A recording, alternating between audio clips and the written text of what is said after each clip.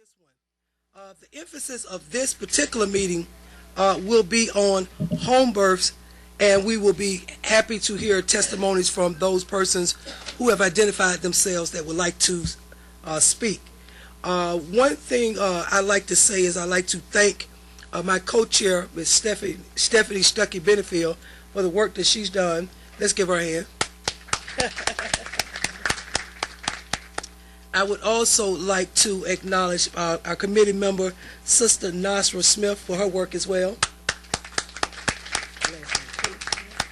I always want to call her another last name, but I also would like to thank the work that's been done by our other committee member, Ms. Debbie Pulley. And I want all of y'all to thank me for the work I've been doing. I'm able to talk. All right, but really, I'm glad that you're here, and I really do appreciate the type of participation we've had. I actually have made a request, and I would like y'all to know this. I made a request that we try to get some press in here, because what we want to do is to make sure that the press and the media does know that we're meeting, but also that we're committed. And we did have an opportunity in February of this year to have a policy briefing, and they did a good newspaper article on us, and we want to try to follow up, and so that gives us momentum as we go into the session.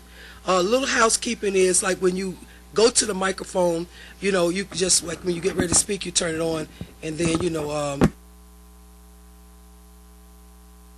because last week all the mics was on at all the times. So that means anything that was said was kind of going through those are cameras, y'all. So we are on candid camera. We're on the internet. On the internet, so people are watching you. So if you want to act out, it's fine. All right. But ask folks to get their emails. Yes, and also we have some people who have signed in. Some people who signed in did not put their email, and then there are some people who called in to Miss Sally Fox. Will you raise your hand? Our research person, and then in that case, you probably did give her an email, but we want to make sure we have a way to continue to communicate with you as we go forth in this particular. I'll put this up here. Yeah. Okay. And if you want to speak and have not signed the sheet, please sign it. Yeah. This is for people who want to speak. And we're going to give you 2 minutes. 2 minutes to speak, and then, and so we do appreciate it. Just so people, everybody gets speaking. If we got some more time, we'll run back around again. All right. But the first presenter today will be Mrs. Claire Westall, certified nurse midwife, master public health, director nurse midwifery. She's department, obviously you see it at GYNOB, but she also is at Emory as well as at Grady. So she has a wealth of experience, and so what we'd like to do is to ask her to come at this time and give her presentation. Thank you. Let's receive her. Yeah, turn it on. Good morning. Good morning.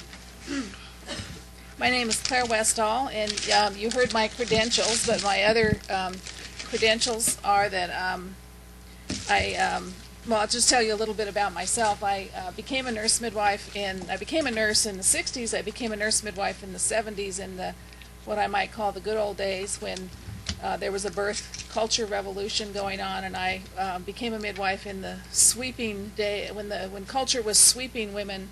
Or women were sweeping culture to hear their needs and address their issues for normal birth and birth with their families there, and no separation of mothers and babies, and all those wonderful things that we hope for with birth. I had my own 2 children at home in the 70s, one in the 70s and one in the 80s. I understand and hear what I've been hearing and what I've heard in the last 2 hearings that I've been here at the legislature. So I'm real glad to be able to share something about nurse midwifery. I thought that anyone who was studying midwifery also has to know something about nurse midwifery, and so I did volunteer to present this information about nurse midwifery for consideration. Nurse midwife means midwife means with woman, as you all know, and nurse midwife has been educated in 2 disciplines: the discipline of nursing and midwifery. a nurse midwife, a certified nurse midwife, has graduated from an accredited ACNM program and is certified by ACNM or the American Midwifery Certification Board, AMCB. We believe in prevention and education. Pregnancy and birth is normal. We provide compassionate care, family-centered, that's culturally appropriate. We encourage women's participation, and we use technology in the interventions appropriately with decisions made on an individual basis. And as I continue my talk, you'll recognize that that's the ideal description of the philosophy of nurse midwifery care. The American College of Nurse Midwives I am a board member on the American College of Nurse Midwives. That organization is the professional organization for nurse midwives in the United States and sets the standards for the practice of nurse midwifery, establishes core competencies, the core skills and knowledge that a nurse midwife must have for practice. We have peer review, a code of ethics, and we produce clinical bulletins as that's part of what we do. The founder of nurse midwifery the founding mother of nurse midwifery in the United States is Mary Breckenridge. In 1925, she was in the eastern Kentucky Appalachian mountains, and she was a British trained midwife, and she was committed to take American public health nurses and have them trained as midwives in England and have them come back to provide primary care to the poor Appalachian women in Kentucky. So this was the first model of nurse midwifery care as primary caregivers and home birth, obviously, the midwives on horseback, and was the first demonstration that nurse midwifery care can make a huge difference in maternal and fetal and newborn and neonatal outcomes. The history of nurse midwifery in Georgia is very interesting. I was able to do a little bit of research on this in preparation for this talk. In 1946 to 1955, there were 2 nurse midwives who were hired by the Department of Health, and they were brought in to supervise and train and teach the lay midwives, the granny midwives, and to establish demonstration projects for nurse midwifery care and to develop teaching materials. And they did develop a handbook for women about pregnancy and the hygiene of pregnancy. They did develop teaching materials for midwives. They had some demonstration projects. One in Thomas County, they had a home delivery service. In Walton County, they had a hospital service where they assisted private physicians and gave maternity care in the health departments. They also made home visits. In Lamar County, the nurse midwives had a 10-bed maternity shelter, which I guess you might call an out-of-hospital birth center, where a nurse midwife was present 24 hours a day to receive the women who needed to come there. And one remarkable product of this time that still remains is the film All My Babies, which was a teaching film that have you seen that movie? It did come out of this period of time, and it was an instruction teaching tool for the granny midwives. In I meant to move that. I moved it on mine and didn't move it on yours. I'm jumping ahead to 1976. I'm going to go back to that slide. In 1971, the Grady Nurse Midwifery Service was started. That's the service that I'm the director of now. There was no law that explicitly allowed nurse midwives to practice in the state of Georgia, but there was a joint practice statement, which was an agreement between physicians, the obstetric service, and the nursing service, that an agreement about how nurse midwives would be used and would practice. In 1972, the M&I project, the M&I Council, Maternal and Infant Council, was established to advise the Department of Health and the agencies of state on all matters pertaining to MCH, and I believe the M&I Council still meets. My right about that? Yes, there is still an M&I council. In 1972 to 1975, there was an acute shortage of obstetricians throughout the state, and there was, again, state support for nurse midwifery projects, one notable one in the Glen Brunswick Hospital.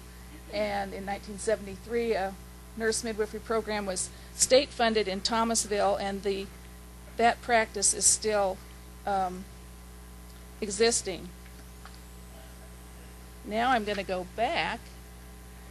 In 76, you can see that there's a growth of nurse midwifery throughout that period of time in Georgia.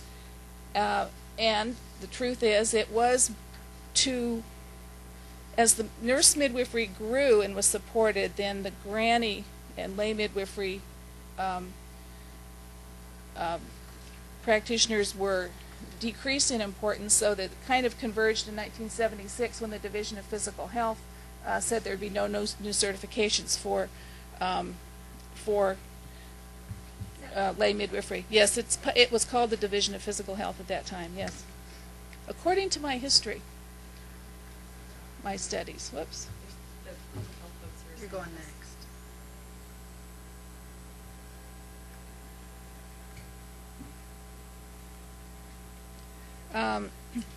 In 1977, the first nurse midwifery specialty education program was established at Emory University in the School of Nursing, and all of their clinical experience was at the nurse midwifery service at Grady Hospital.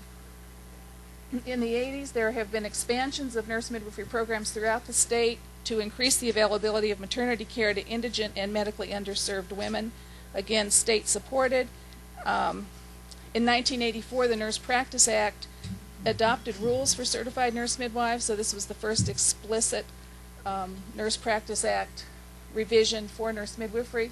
And in 1994, it's changed again, but generally the definition of a nurse midwife is the independent management of the care of the essentially normal newborn and women for antepartum, interpartum, postpartum, and gynecology. These are very key things I'm going to say now. The CNM must practice in accordance with the current standards as established by the American College of Nurse Midwives. The practice of nurse midwifery occurs within a healthcare system which provides for medical consultation, collaborative management, and referral. So the key description of where we sit right now in the state of Georgia has to do with our requirement for collaboration, consultation, and referral of physicians. The number of nurse midwifery deliveries nationally, it's 10.7% of the vaginal births in the United States. In 2004, you can see here, this is the latest data. There was the first real drop in numbers, although the percentage stayed pretty close to the 10.7, and that's attributed to the increasing cesarean section rate. So actually the number of vaginal births have gone down. So we still can maintain 10.7, but the actual raw number has gone down.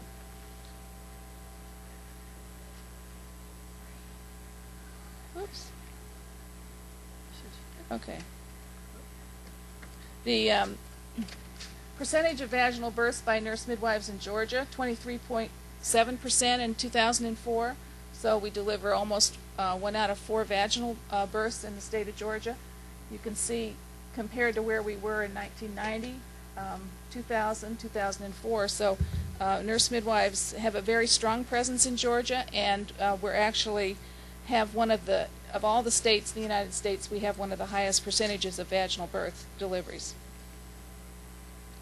Again, our relationship with physicians is collaborative. We have consultation, collaboration, and referral, so we are required to retain that relationship with physicians.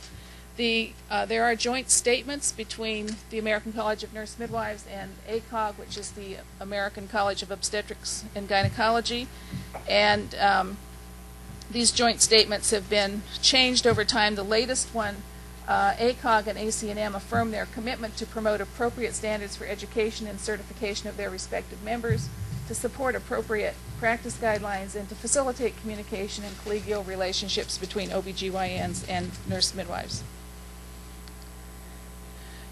nurse midwifery education, there are currently 41 ACNM accredited programs. The majority are at the master's level. Most are in schools of nursing, some in schools of public health, some in schools of medicine. We anticipate over 350 graduates per year. And the American College of Nurse Midwives does educate and our certified direct entry, our direct entry midwife, which is a certified midwife. This is a professionally educated midwife who's not educated as a nurse, but she does, the education is comparable to the nurse midwifery curriculum, and she sits the same certification exam as a CNM. This CMs can practice in 3 states, not Georgia. If you think back to the map that was shown the first day, there were a couple little gray states up there. New York and Rhode Island and New Jersey are the 3 states where certified midwives can practice. There are about 50 or 60 certified midwives in the United States. So again, that is ACNM's direct entry midwife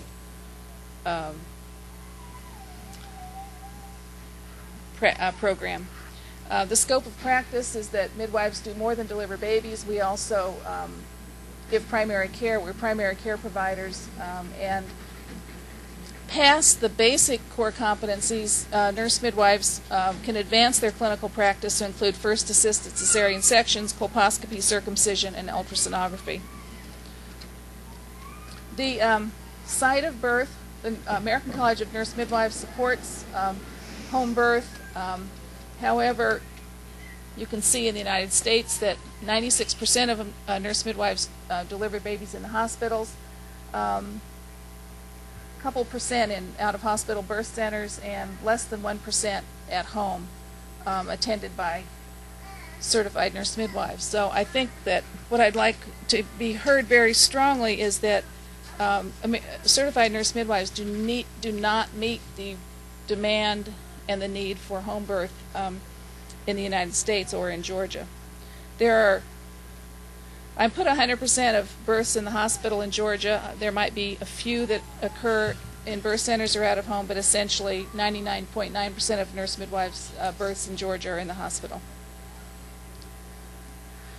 We practice in hospitals, health maintenance organizations, or community-based family practice, physician practice, nurse midwife practices, birth center, and military. So we're quite widespread throughout the organized health system. And we do have a credential, licensure, national certification. Graduate from an accredited program, become certified, get state licensure. In Georgia, we also have to be, our authority comes through the Nurse Practice Act. That's true in about 35 or 36 states where nurse midwifery is linked to the Nurse Practice Act. We have to have professional liability insurance. We maintain our continuing competency, and then we have to meet agency-specific requirements, being credentialed at hospitals mostly as associate medical staff or allied health staff. There are lots of studies that report nurse midwifery outcomes. They've been published in very prestigious journals. I'll just go over some of these. The Journal of Epidemiology and Community Health compared to physicians. This was an interesting retrospective study, birth certificate data that controlled for risk, and it showed that nurse midwives have less infant mortality, less fetal distress, and less low birth weight compared to physicians. Did you say that again? I can give you that source. It's on your thing. I wasn't reading. I asked that. Did you say that again? Can you remember what you said? Oh, yes. Retrospective study of birth certificate data, and they controlled for risk. So they controlled for the risk and then looked at the outcomes. And the nurse midwives had improved outcomes in those 3 areas that I mentioned. There's another study in the Journal of Public Health, again compared to physicians, that the conclusion of this is that we use technology and birth interventions appropriately. Continuous electronic fetal monitoring, close to 100% with physicians, but, I mean, I guess over 60%, but 45% with nurse midwives. The New England Journal of Medicine and American Journal of Public Health studied how effective nurse midwives are with labor support, and we have use ambulation, intermittent monitoring, 3 times more unmedicated birth, half as many episiotomies, and the support during labor is continuing presence, coaching, water therapy, alternative birth positions. Prenatal care contributes to excellent outcomes. Again, a prestigious journal of epidemiology, and that compared to the content of the nurse midwifery care includes lifestyle advice, emotional support, pregnancy and birth education, lab tests, and medical interventions. Women prefer practices with nurse midwives. Again, were they satisfied, and would they use again in practices with nurse midwives? They're more satisfied and would use it more. That's interesting. Yeah, it is. Where's that phone? I must have clicked on the wrong thing here. I clicked on the graph. Nope.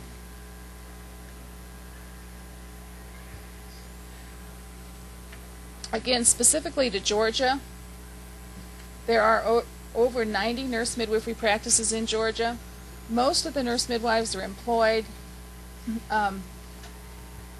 work in private practices, HMOs, universities, and hospitals.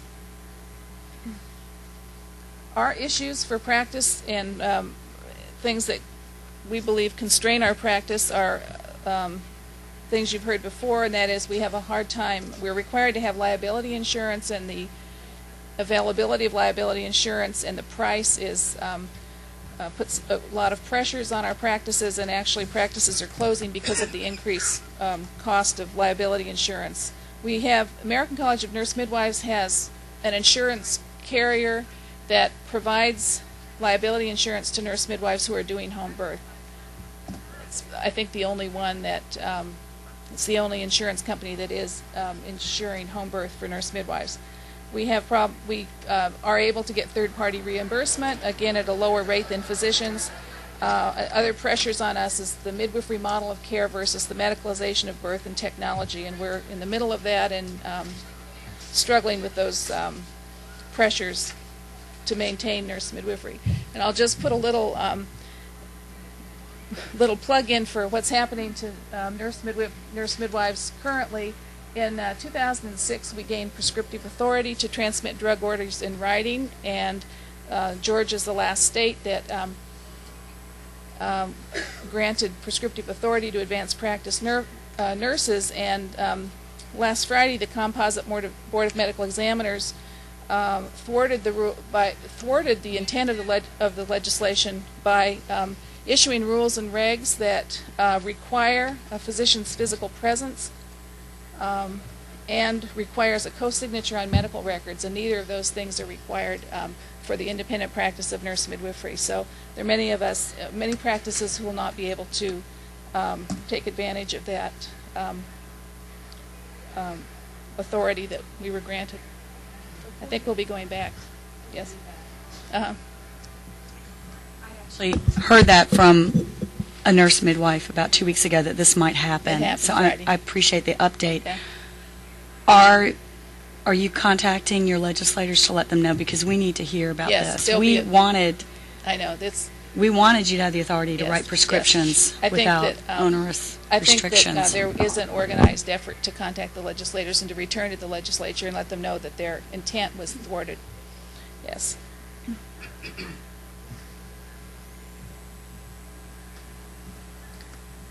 So the culture of midwifery, as you know, is all about listening to women, caring for women, empowering women, and doing the right thing for the future and the future of our children. And I just did want to make sure that you understood that nurse midwives, certified nurse midwives, are here in the state of Georgia and sympathetic, but within the constraints of our own practice and our own professional identity, are not meeting the need for home birth in the state of Georgia.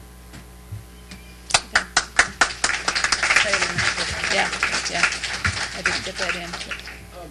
What I'd like to do is to first say really thank you, and we do have some questions, but I want to let the body know that another member of our committee is here. Representative Donna Shelton is here, so I wanted to make sure we all knew that.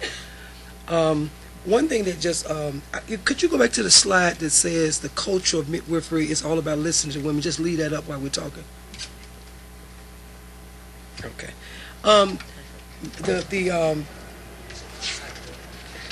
The concern I have is that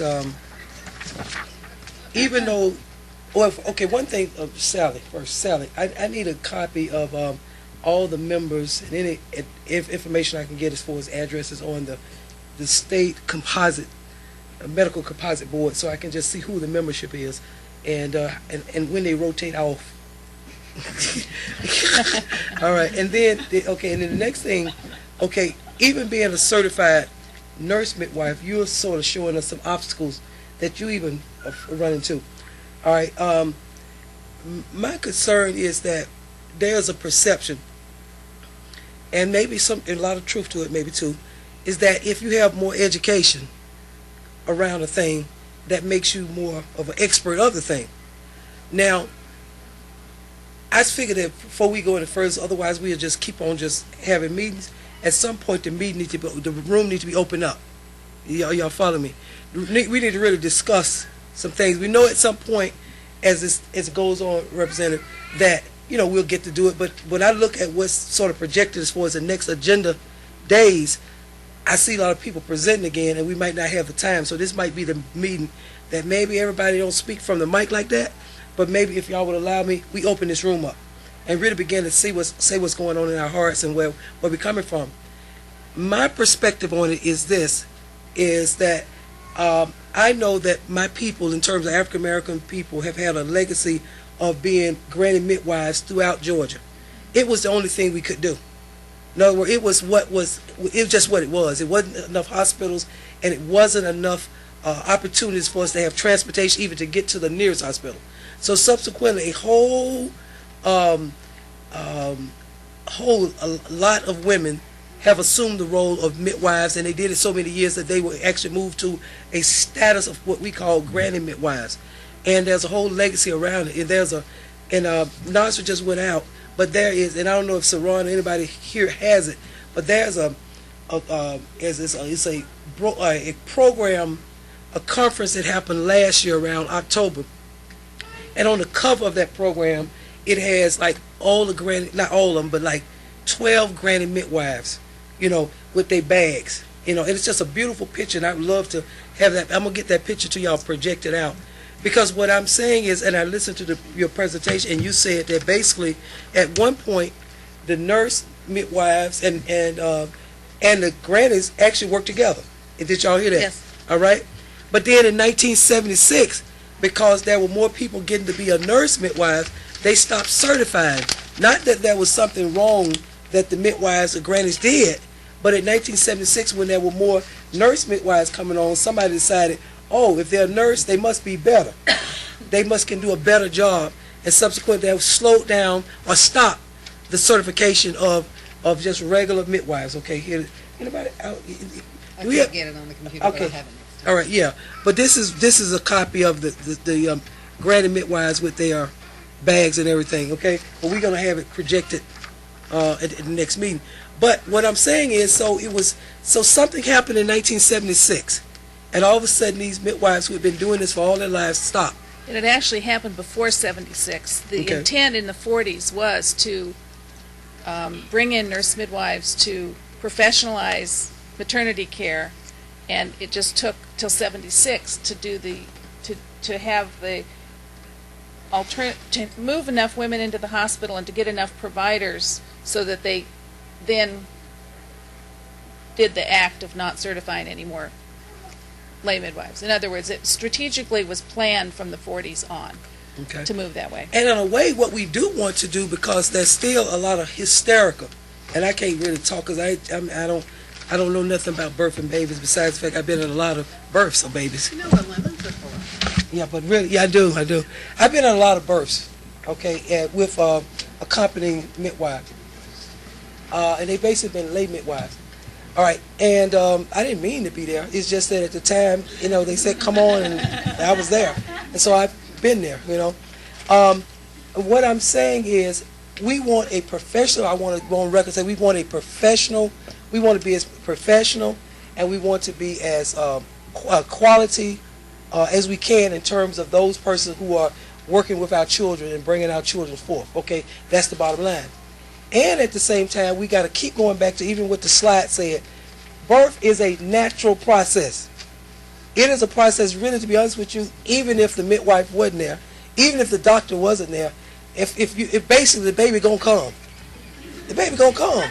I mean, it's gonna come, And not that we say that we don't need a doctor and whatever, and all those dynamics, but what we want to be able to at least project, and this is my position, is that it is possible for us to have certified nurse midwives, certified professional midwives. My thought is, then there also is certified midwives, CM, which I just found out about. Okay, and I kind of want to know what's the difference between the two? Because Which two? CM, certified, CM. and the C. CM. The CM and the CPM basically have the same core competencies in their training. The difference is that the CM program requires a bachelor's degree in anything, and then they go into a university-based setting for the education for midwifery. Okay. It was a year. And they go in. Right. The CM goes through a program that's been accredited by the American College of Nurse Midwives, and sits the ACNM exam. Right. Now, the only difference in my mind, this NARM exam is written for out-of-hospital birthing. The CNM exam encompasses well woman care and full-scope practice. But the difference is the CPM requires mandatory out-of-hospital births in their training. The CM, in most cases, are hospital-based training. And most of the CMs now are, that's their goal, is they're wanting to practice in the hospital. But we're limited in New York. Many of the CMs were CPMs who couldn't get licensed in New York, who went on to become CMs so they could practice there. Okay. And so I think some people in the audience might have needed to understand that dynamics, what the difference is. So basically what we got to go forth, we're going to make recommendations. Now, if there is a mood for some people who have particular credentials to say, well, I want to be a certified professional midwife, I want to be recognized in the state of Georgia, then I think that's good. But myself as a committee member is trying to also keep a window open. Yeah, I just had a question about liability yeah, insurance, but we can. Yeah, we do. We want to ask that too. But obviously we'll call you because this, if y'all allow me, this room needs to shift a little bit because it ain't just y'all listening and we talking and y'all talking and we listening. It's something else because ultimately we have to move beyond this point to a thought of what would legislation look like. So if there's enough people in the room who wants to make sure that CPMs their certification is recognized and they get to practice in the state of Georgia, and I don't know if they want to practice specifically in hospitals, they got to tell me, or do they just want to be free to not be harassed to do it in home settings or birthing centers. But also there is a group of people, of women, okay, that are midwives. Some of them are still granted midwives.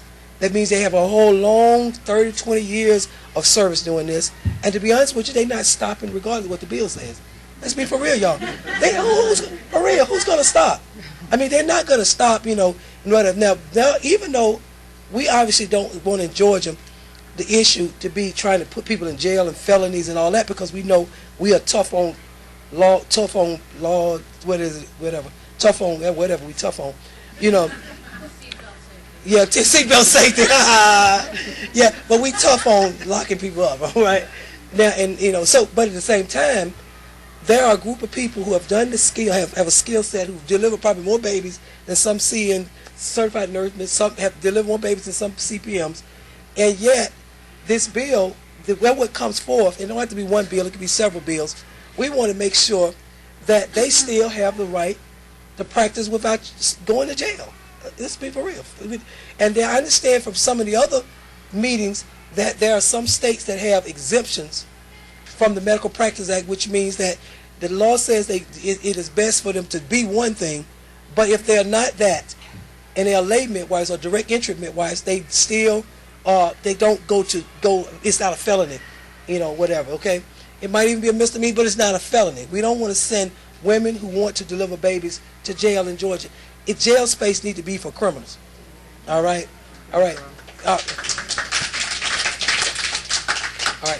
So I just want us, as we look at that, the hypotheses that Nasra brought to us, who is a direct entry and lay midwife, she is, over how many years?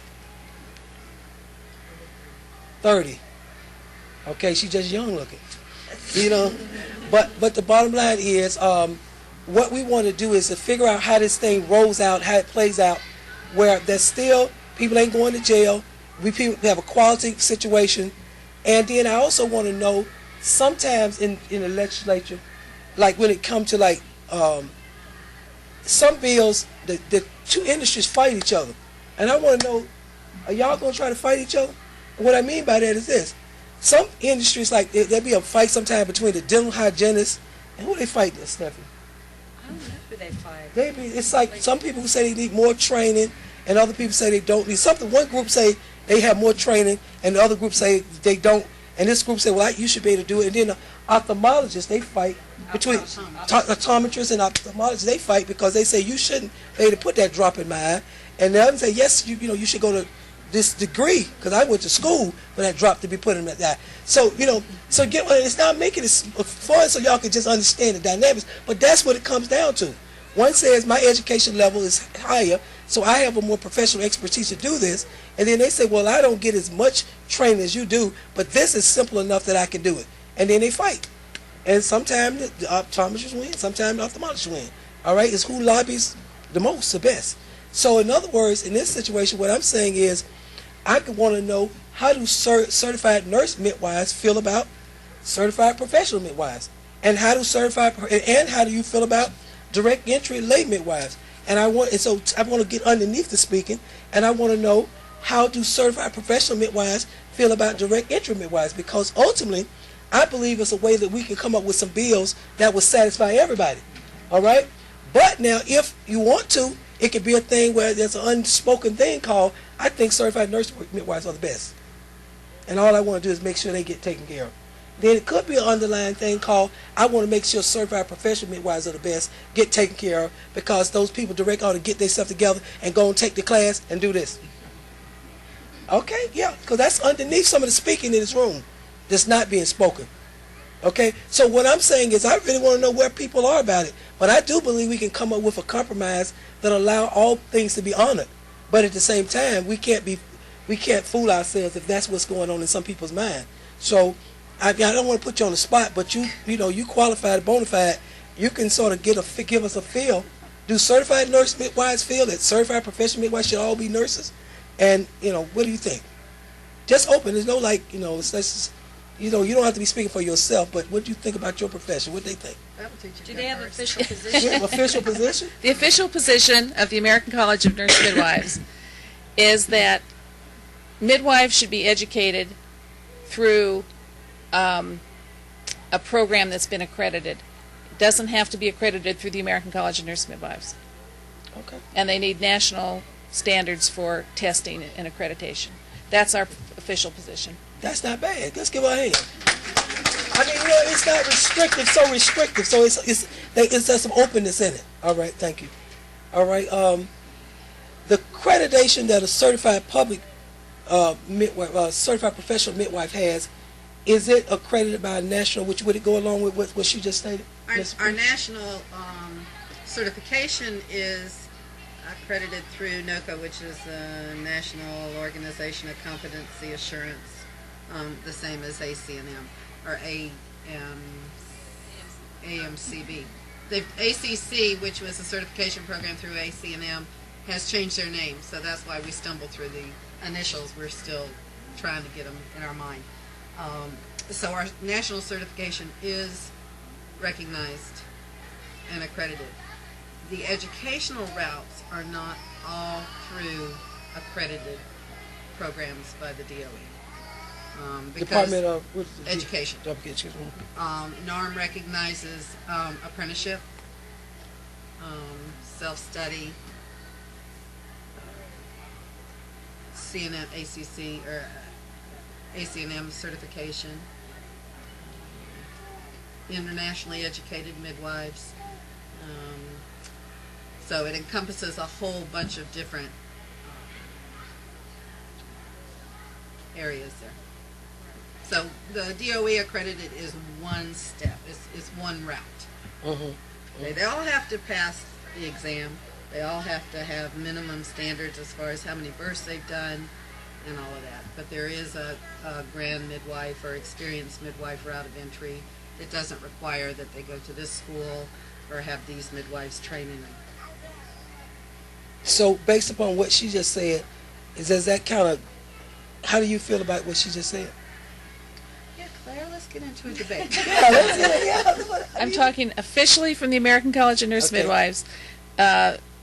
American College of Nurse Midwives would support legislation which would not support legislation which allows an apprentice model of education. That doesn't mean they would fight the legislation. We could stay neutral on it. Neutral is good. We hear what the women are saying about birth in this country. One thing I'd like to say that's pretty interesting. All right. Claire is on the board of ACNM. I'm on the board of NARM. And I'm on the liaison committee between MANA, which is the Midwives Alliance of North America, and the ACNM. So every year we get together to see how we can play well together. And I think we're doing a really good job. Okay, that's good. Now, did y'all hear what she said? It's powerful what she said. That's why I said let this stay up here. She says she's listening to women. I mean, at some point we must believe that what women have to say is worthy of being heard. You get what I'm saying? So we'll listen. If you listen to women, they're not caught up in all the dynamics of what we may be as legislators caught up in. They want a quality birth. They want to reduce risk factors, and they want to make sure they have a healthy baby, and a healthy outcome, and support, and family support around this particular issue. So, okay, we got that. So it's some working together. Now, I guess I would have to. What I wanted to know is the claps in the audience came when I said that that people don't necessarily need to go to jail because they are midwives, and there was claps in the audience. So I already got the populace opinion, what the people say. Now I want to get an idea from you. What do you feel about that in terms of that specifically, and then related to what you think about direct entry midwives, and how do you believe that direct entry midwives can play a part in this whole situation? Because one thing for sure is, I talked to B.J. Walker, who's Commissioner of Human Resources, and someone from our office is going to be speaking. Dr. Brown will be speaking on the 28th. But when I talked to her about coming to speak, she said, infant mortality is my #1 issue. That's what she said to me at the biennial. She was at the biennial. I said, oh yeah? She said, it's my #1 issue is to reduce infant mortality in Georgia. That's what the Commissioner of the Department of Human Resources said.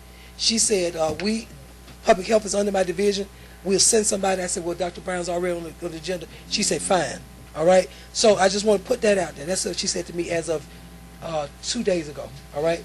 The other thing is, so I need to know how, in the context of it being a #1 issue for the Commissioner of Human Resources and in that department that deals with all of that public health and everything, and also the hypothesis that NASRA put on the table the other day was that to reintroduce midwifery into maternal care, that would be a direct relationship in terms of reducing infant mortality if there was more midwives involved throughout the state of Georgia in prenatal care and other things to reduce risk factors, all right? That was her hypothesis, and she asked for research to support it. Now, what I want to know from you is, how do you feel about direct entry midwives, whether or not they should be penalized, whether or not you think they should, what do you think? And then I want to hear from Nasra, and then I'll sort of let people sort of flow. No, I don't. I've never. We're all direct entry midwives, and we've practiced together forever. I think there needs to be accountability, Okay. and that be it among the peers. My personal working with states all over the country, and hearing legislative issues and arrests, court cases, different things. I think it's in the mother and the state's best interest not to be focused on dealing with this criminally or through the courts when it can be done administratively. Even better than that is it's done among the midwives. So do you know? So what you're saying to me that basically the lay midwives, the CPM, all basically know each other in the state of Georgia. Oh yeah. Yeah, y'all know each other, right? Lodge, you know all these people. Well, They know each other, I'm just we know saying. each other if we show up at meetings. Yeah. So The rest are out assisting birth. right, you're right with house assistant birth. Okay. So that's good. That's good what she said. That's good. Okay. Nasra, and then after Nasra, then I want my other committee members to speak, and then I'm gonna open the room up if y'all will allow me. And y'all just say what you want to say. You can talk about your births or whatever, but speak because this is what we need to know. Because otherwise, we just go on talking. Turn it on. Okay. Greetings. Yeah, my position with midwives is more us getting along and being able to not fighting and wrestling each other, and nor with the OBGYNs, but getting along because we do have a very serious disparity that we're looking at, and that is infant mortality. And our babies, they're babies that are still dying. I mean, you may have babies that are here and there, you have healthy births, but then there are a number of births that aren't going as healthy. And a lot of it is in our rural areas, and a lot of hospitals are not in places that can accommodate, nor are clinics to accommodate for prenatal care. So my position in being here as a midwife, in the focus in terms of how this bill or how things are being written up, is so that it's a friendly environment so that we can all be able to practice and address together as a team to address the infant mortality that's still high and what all those risk factors are, so that we can together minimize those risk factors, because you never know where it's going to be. You can't say, oh yeah, you're going to have the next one. It's not like that. So through what's already in place, being able to be a follow-up and insert so that we can seal it up, so that we can be able to have a little more substance to being able to reduce and minimize those risk factors. All right. To Stephanie and my colleagues, what do you think about even what I said, what has been said, or whatever? Then I will open the list up because I don't want people to think they cannot speak. But I'm trying to get something. I'm trying to get beneath. I want to cut through the chase because otherwise we get down to the end of this thing, and we just have talked and we listen, and you talked and we listen, and we really don't know what's going underneath as far as what people are thinking. And the bill comes out one way when it really could have been a more diverse situation in place. Well, I'm going to be brief because the focus today is to give everyone who wants to speak an opportunity to speak. The one comment I want to make on the infant mortality, because that is a key component of what we're discussing here. We just came back, the legislators just came back from the biennial conference in Athens. The state sends us to school every 2 years. And it's a wonderful opportunity for us legislators, the new legislators, and returning legislators, to get education on state government. We have all sorts of breakout sessions throughout the 3-day period. And we had probably about 25 breakout sessions. And of those 25 sessions, there was only one devoted to children. I just think that says a lot right there. There's just one devoted to children. It was called Kids Count. And out of that, with that one session, I looked around the room, and there were, I'd say, I'm going to be generous, maybe 6 legislators out of 256 who attended that breakout session. The others went to the transportation, or I can't remember what the other one was, maybe health care. But that really upset me, because every campaign season you look at any material put out by a candidate and they've got children everywhere and they talk about children, and that's top of my platform, and I'm going to get to the Capitol and it's all for the children. But then they're not there for the seminar, and when we go through the budget process, the first thing to be cut is DHR, children's welfare funding, and funding for caseworkers, and so that's going to be my big issue this session. It's always been my issue. But infant mortality is a key issue, and at that seminar, and I know Nazar was there because she sat right by me, that seminar, they said if you reduce, if you can just prevent one infant death per county in Georgia, one infant death per county in Georgia, what do we have, 159 counties? You can prevent one infant death per county in Georgia, we can lower the infant mortality rate in our state by 10%. And that, to me, is a doable goal. And I think what we're doing here with trying to focus on the whole care and the midwives being involved throughout the process with nutrition and teaching women how to be healthy with their pregnancy to prevent the low birth weight and to encourage a healthy pregnancies, we can do that just through this committee. We can decrease the infant mortality by 10%. So that's my comment for today, and then I want to hear from everyone else. Thank you.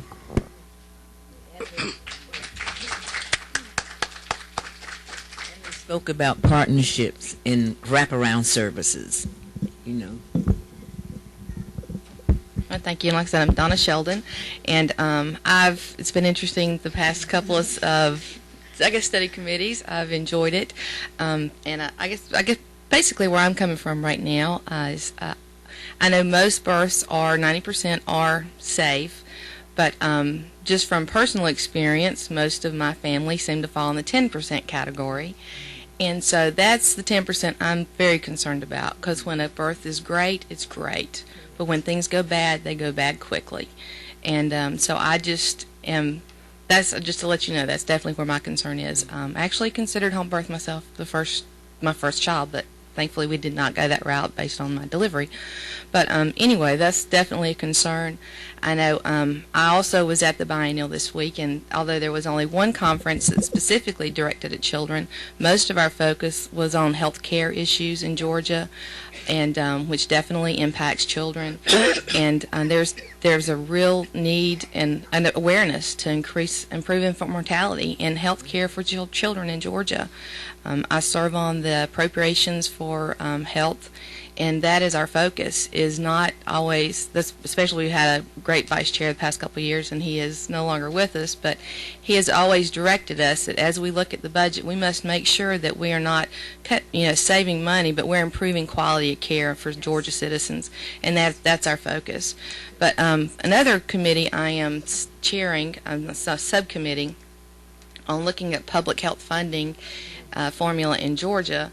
And one of the things, Stephanie, you may want to have, since we're talking a lot of focus on infant mortality, this may be off the base, but there is a great program in Dublin, and it's called Healthy Start.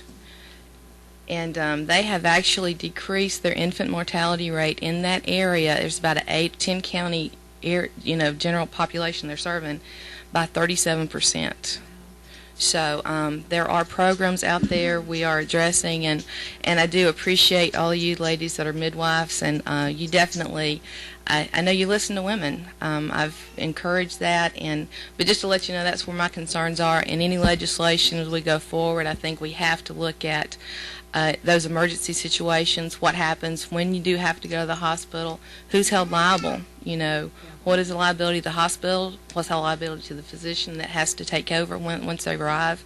But we have to address that issue. We can't just continue, we can't just act like all births in Georgia just goes smoothly. So, but thank you. Thank you. I would like to, I'm glad to know that Representative Sheldon is on those committees, because you actually do have to have people sometimes strategically in place. And I myself was very glad to see a lot of emphasis on health at the biennial. A lot of emphasis on health. It really was. And I went to a lot of the health ones, especially on this managed care piece that's been put in place, that y'all, the public, will find out about soon. All right. And then Nasra was with me, so she went to the one on education. But I'm on health and human services, but a lot of decisions are made in the budget level. So we do know, glad we know we have someone who kind of has listened to all that's been said, because then when the decisions are made, all that will be in the backdrop of how decisions are being made. So we do appreciate that. I used to run a program called Starting Points in Vine City, and basically it was through the Carnegie Foundation in City of Atlanta.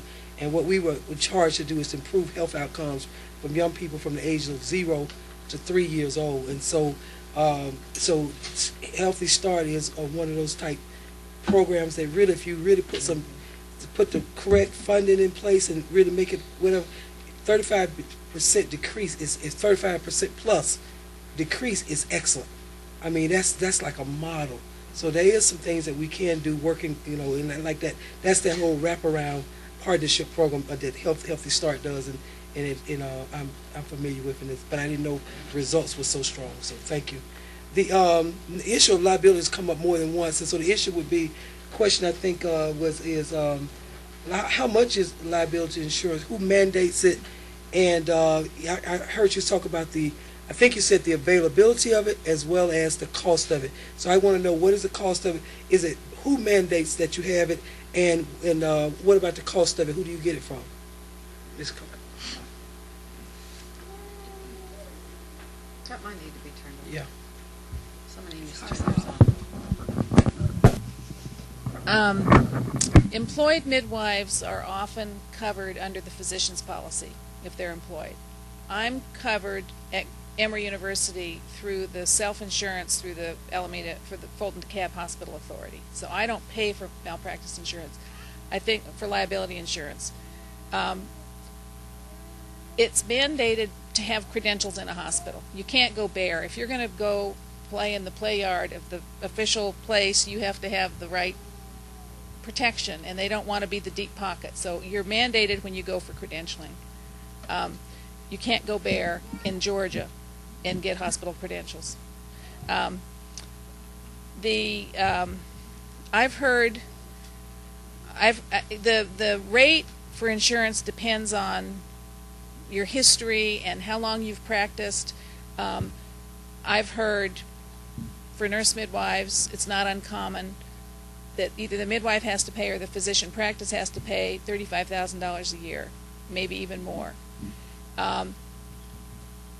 There is also the issue of the tail. So I personally know nurse midwives who cannot retire because when they retire, they are still at risk, liable for all the births they ever did in their whole career. So they have to buy the tail of the insurance that covers them until they die. And there are nurse midwives who are being asked to pay tails of $40,000 or $50,000, and they can't afford to retire. So they can't afford to quit. And what if they become first? It's higher. Actually, I don't even need to ask. Well, so no, I don't. The home birth insurance through through ACNM, I don't know what they're charging midwives who do is. They can they're getting it, but it's the squeeze is on. The big squeeze is on. Big squeeze. It's available now, but and ACNM has committed to making it available, but I don't know whether there's only one carrier that'll cover home birth. There's only one. I'm going to say it's AGI, and I don't know what that stands for, so I'll get you the information. Okay. Can I ask, does do nurse midwife groups pool, the American College of Nurse Midwives, do they offer, like I know I'm a member of the American Bar Association, you can, as a sole practitioner attorney, you could purchase through them at a reduced rate because they collectively bargain for you? Yes, but the pool is pretty small. It's less than, I think the pool of our of midwives who buy insurance through that is less than 1,500 nurse midwives. Because most nurse midwives get their insurance other places, through other mechanisms. There's no law here that says you have to have malpractice insurance. That's just if you want privilege. Can I ask Debbie Pulley how some of the CMs, how y'all, I'm sorry, CPMs, trying to get all my acronyms correct, how the certified professional midwives acquire insurance. In most cases, they don't carry malpractice insurance. The legislation that's gone through hasn't required it. In each piece of legislation that's gone through in the last decade, there's been an exemption of liability of the physicians or nurse midwives, any health provider who accepts consultation or referral from a midwife, directed to midwife, is not liable for any acts or omissions on the midwife's part. They're only liable for gross misconduct,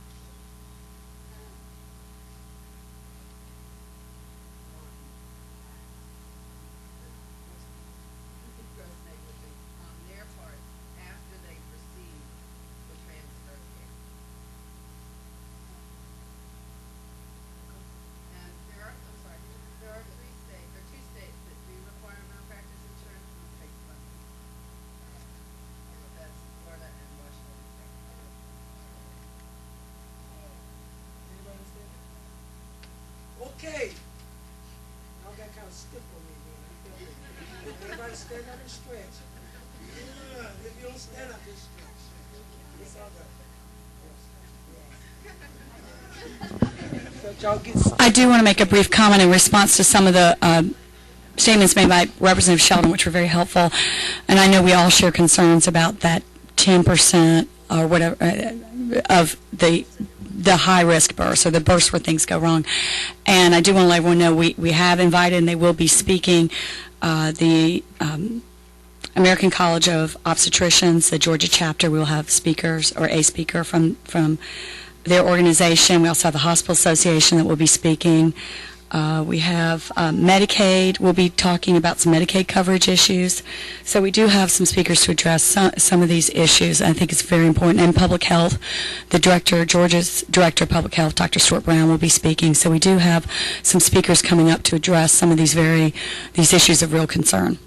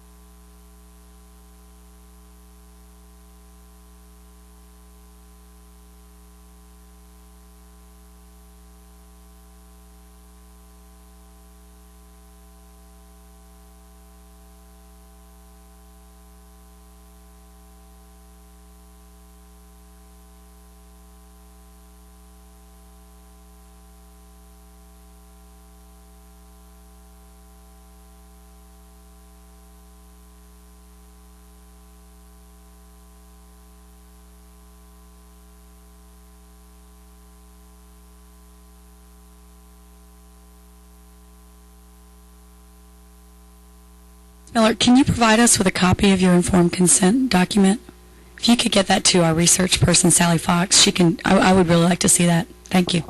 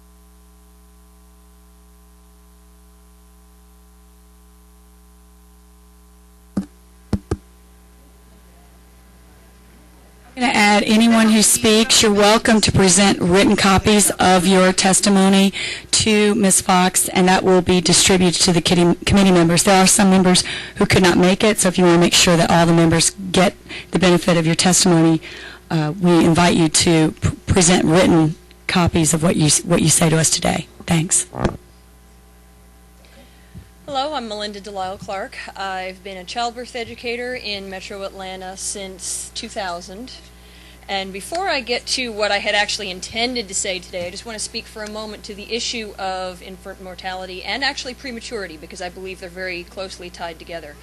As a childbirth educator, I have gotten to see the gamut, and I've even had, student couples who have had babies who haven't made it. So I understand where that concern is coming from. But I want us to take a look at, first of all, the research, which unfortunately I can't delve into much today, but I will submit it written to Sally here within the next couple weeks, is that we know scientifically that lifestyle issues do impact the risk of infant mortality and prematurity. We know that good nutrition, adequate vitamin C, adequate protein, good hormonal balance. There was a study released about 1.5 years, 2 years ago that 40% or more of premature births are due to an imbalance in estrogen and progesterone. That can be remedied nutritionally through supplements. A lot of these issues that lead to those problems can be solved. Now, you can't entirely eliminate risk. I'm not so naive as to say that. There's no way of completely eliminating that risk, just like you can't when you drive. But we can bring those risks down. And through my students' experience with their practitioners, I know that midwives, whether they be certified nurse midwives, certified professional midwives, or lay midwives, spend more time and focus on those kinds of issues than the doctors are able to. It's not that the doctors don't want to, they just don't have the time because of their other expertise. They have to go off to surgery and doing other things that the midwives don't do. So they can't spend the time on the lowering the risk. So that's one brief issue there. Also, I just wanted to help answer that question of, is there a need and a demand for home birth midwifery in Georgia? I've talked with a number of pregnant women over the years. Of course, not nearly so many as a doctor or, one of the midwives has. But women call me not just for my classes, but just for information. A lot of times I'll get calls from someone where they've just found out they're pregnant, and they're calling up and saying, who's a good birth attendant for me to call? Well, I respond, well, what kind of birth do you want? Well, I was thinking maybe about a home birth, maybe about a hospital birth with a midwife. Who can I talk to? And when I explain the current illegal status of home birth in Georgia, there's very often disappointment. Oh, I can't do that here? Oh. Then, some of them, of course, eventually get into my classes sometimes, but they still have that desire. And so they pick one of a few options. Some of them will go ahead and have a home birth anyway, as we all know happens in Georgia. Some of them will go ahead and settle for hospital birth, and then they usually come back and say they're going to do a home birth for their second. Some of them will go ahead and say, well, I'll have that hospital birth, but I'm going to arrive at the last minute. And as any professional in this room knows, child professional knows, that's actually probably the least safe option of all of them. Because any midwife who's experienced is going to be able to be there and detect problems when they first start. And then they can be dealt with if they happen. Arriving at the hospital just in time for pushing kind of opens the door. Now, granted, fortunately my students haven't had a problem with that, but it does open that door wider than having a midwife come to their home, stay there with them, check up here and there in a very non-invasive way, and just make sure that everything is flowing smoothly. I've actually also had a few students go out of state to get the kind of birth they want. I've had students go to the farm, to the Chattanooga Birth Center, and to a birth center in South Carolina because they want a more personal, intimate experience with someone who's going to stay with them and not change shifts every 8 hours or 12 hours, depending on which hospital you're in. And they're willing to travel, upset their whole life for weeks so that they can get that experience. So what people want is they want what's best for their baby. They want it to be safe, but they also, not just safety, but they're balancing that safety with the kind of environment and experience that they really want to bring their baby into this world with. They also want it personal. It's very hard to labor in a sterile environment, as I'm sure you've heard from everybody else. And having been to a number of births as a doula, you also see that in the hospital, where it's harder for people to settle in.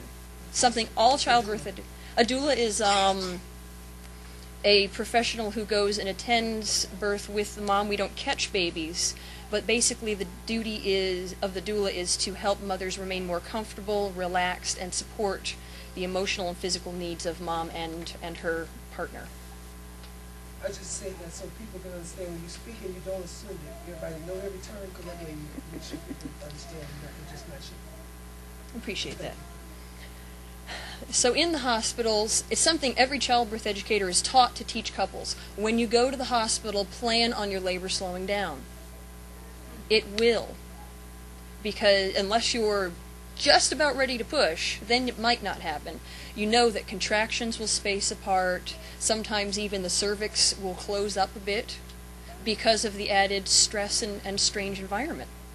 Sometimes this problem adds to that need for Pitocin and other augmentation techniques to help speed labor along, and that, of course, the studies show also will lead to surgery, increased rates of surgery. So what's the big picture? What we're trying to do here is make sure that families and babies get what's best for them. And really it comes back to choice. Let people know the information, decide how they feel, and have the options to be able to make the choice that's best for them. For some people that's in a hospital with a doctor, some people it's in a hospital with a midwife, some people that's a birth center, some people that's at home. But we need to let people have the option to be able to make the choice that's right for them, and give them the support to make sure that works as well as it possibly can.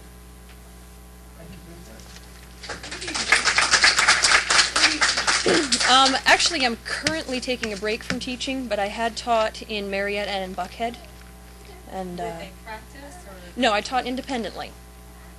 So I was not, though I have a number of friends who are hospital childbirth educators. Wish I'd known. 18 months ago? I was still teaching. I don't have babies.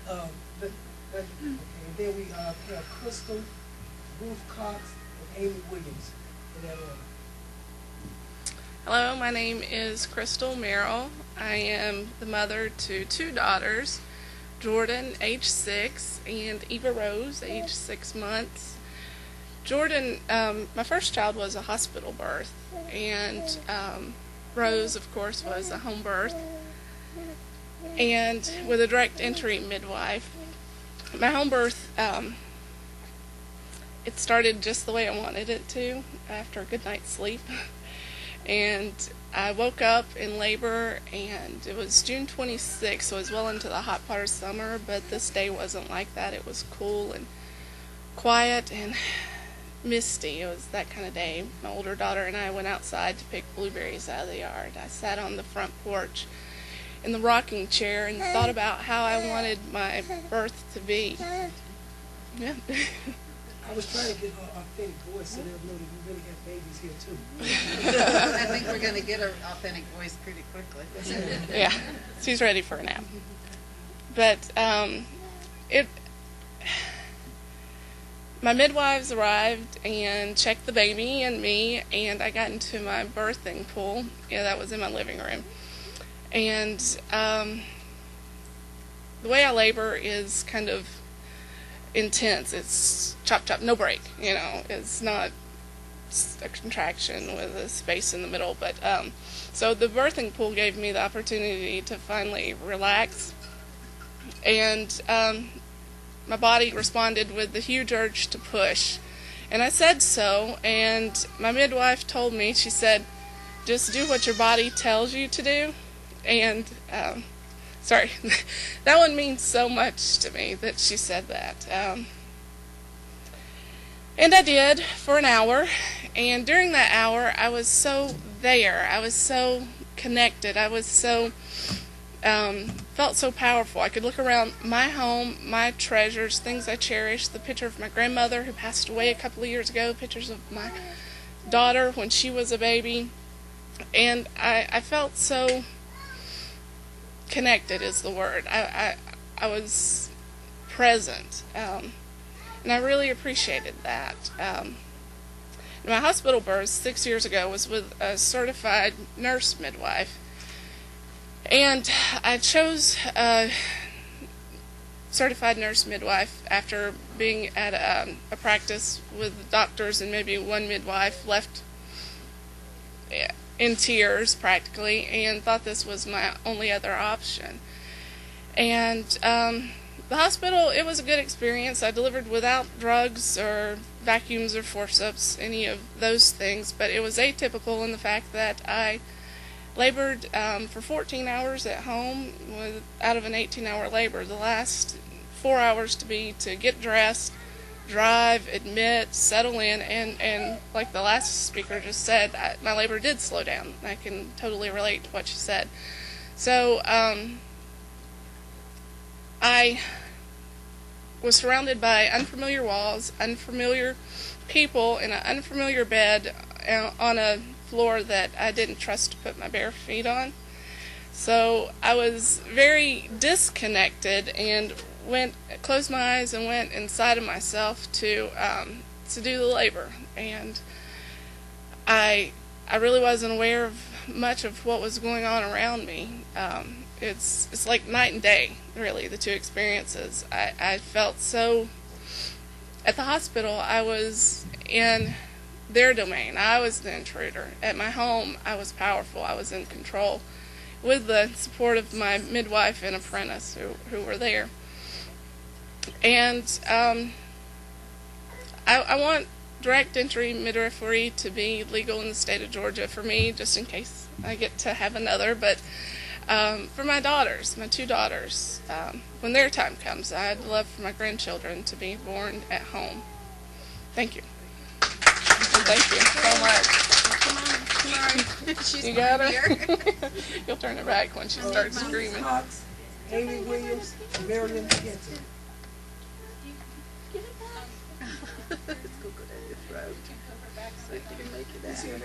Tiffany Clam. Thank you. All right, Tiffany. Okay, we'll rotate her right after Miriam. Thank you for the opportunity to speak this morning. I'm happy to be here. I want to speak this morning as a consumer, but you should also know that I am an apprentice to become a midwife as well. I urge you to strongly recommend licensure for direct entry midwives to our legislature this coming January. It is high time that Georgia joined the ranks of states committed to high-quality child and woman care during pregnancy, birth, and the postpartum period by ensuring the availability of direct entry midwives in this state. My family, my parents, and their children have chosen home birth repeatedly over the last 27 years.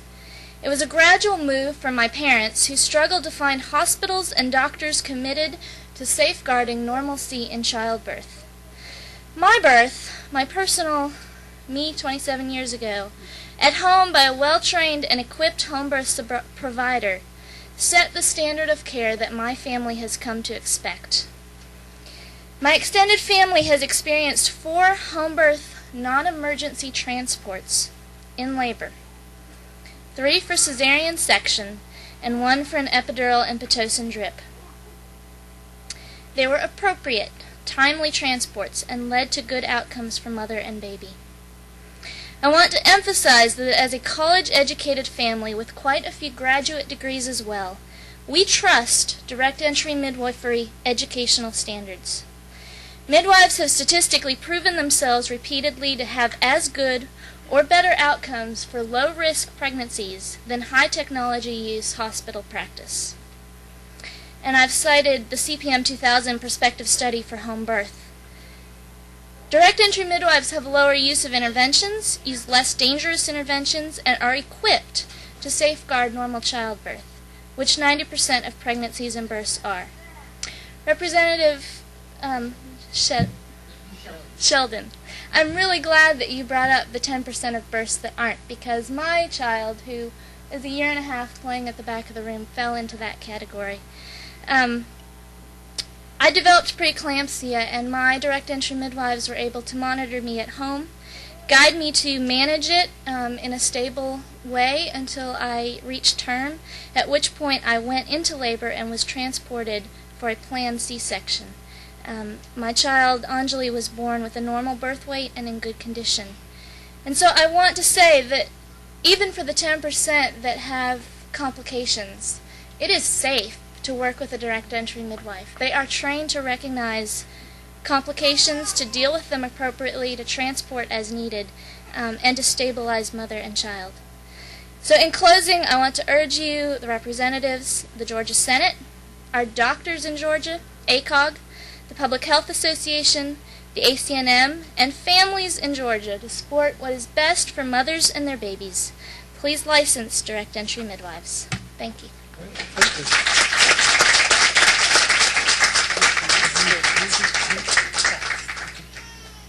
Okay. Yes, Amy and Miriam, and then we'll go to Tiffany. Yeah. Hi. My name's Amy Williams.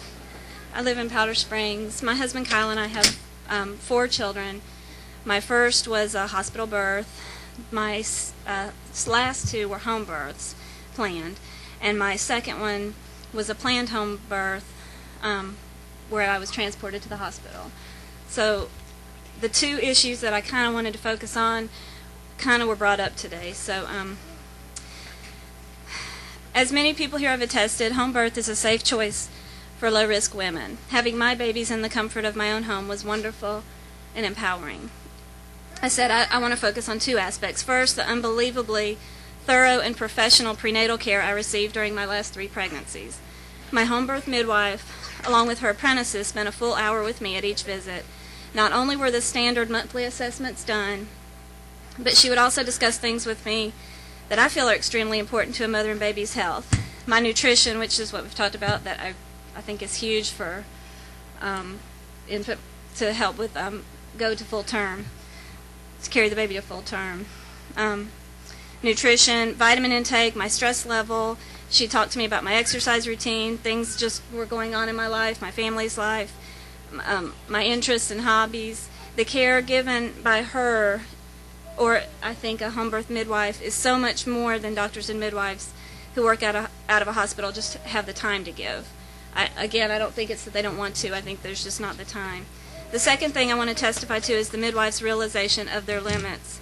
And I'm going to talk about my transport real quick. My labor with my second son was going along fine. The heart rate was fine, and I was progressing.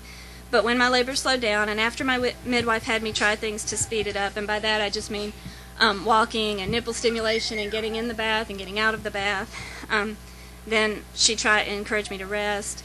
It was late that night when my baby became stressed. There were decelerations in the heart rate that were lasting beyond the end of the contraction. We immediately transported to the hospital. I was examined. I was there a while. I received fluids, an epidural, was allowed to push for a while. After 6 hours at the hospital, I had a C-section, and my perfect son, Sam, was born. Looking back, after it was over, my husband and I were so impressed. We were upset that we couldn't have the baby at home, but we were more than that, so impressed with my midwife. The transport was handled beautifully. She remained calm and kind, but she made it very clear that it was urgent that we get there.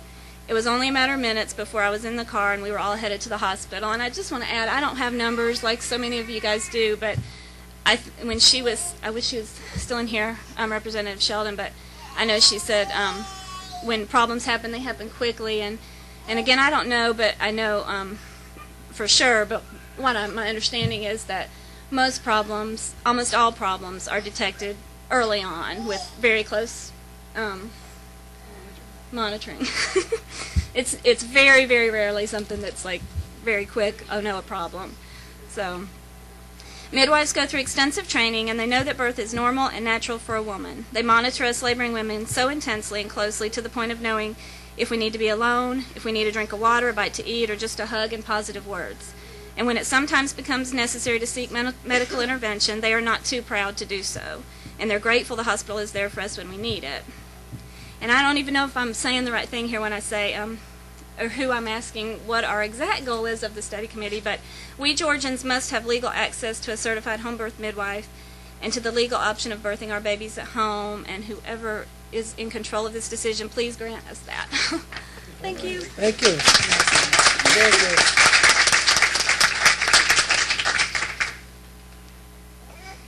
Miriam, Tiffany, and then Linda Dotson.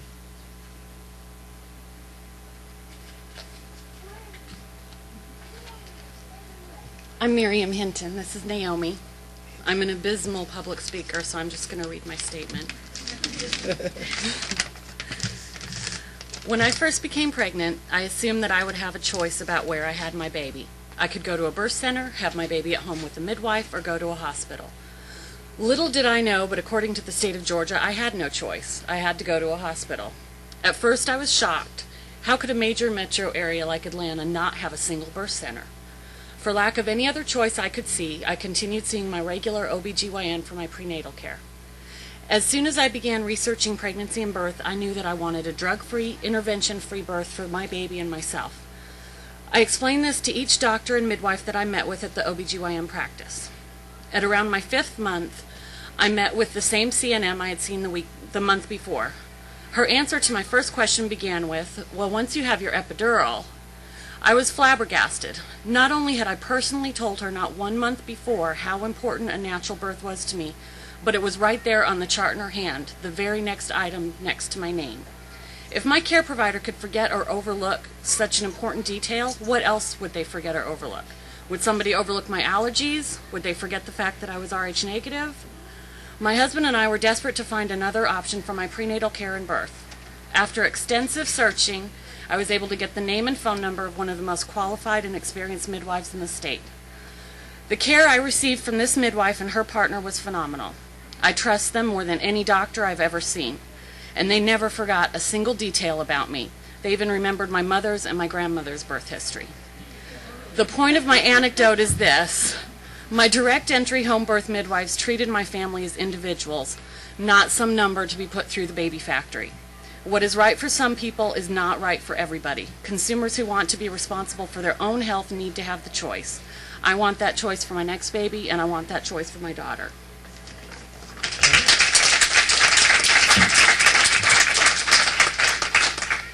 Okay,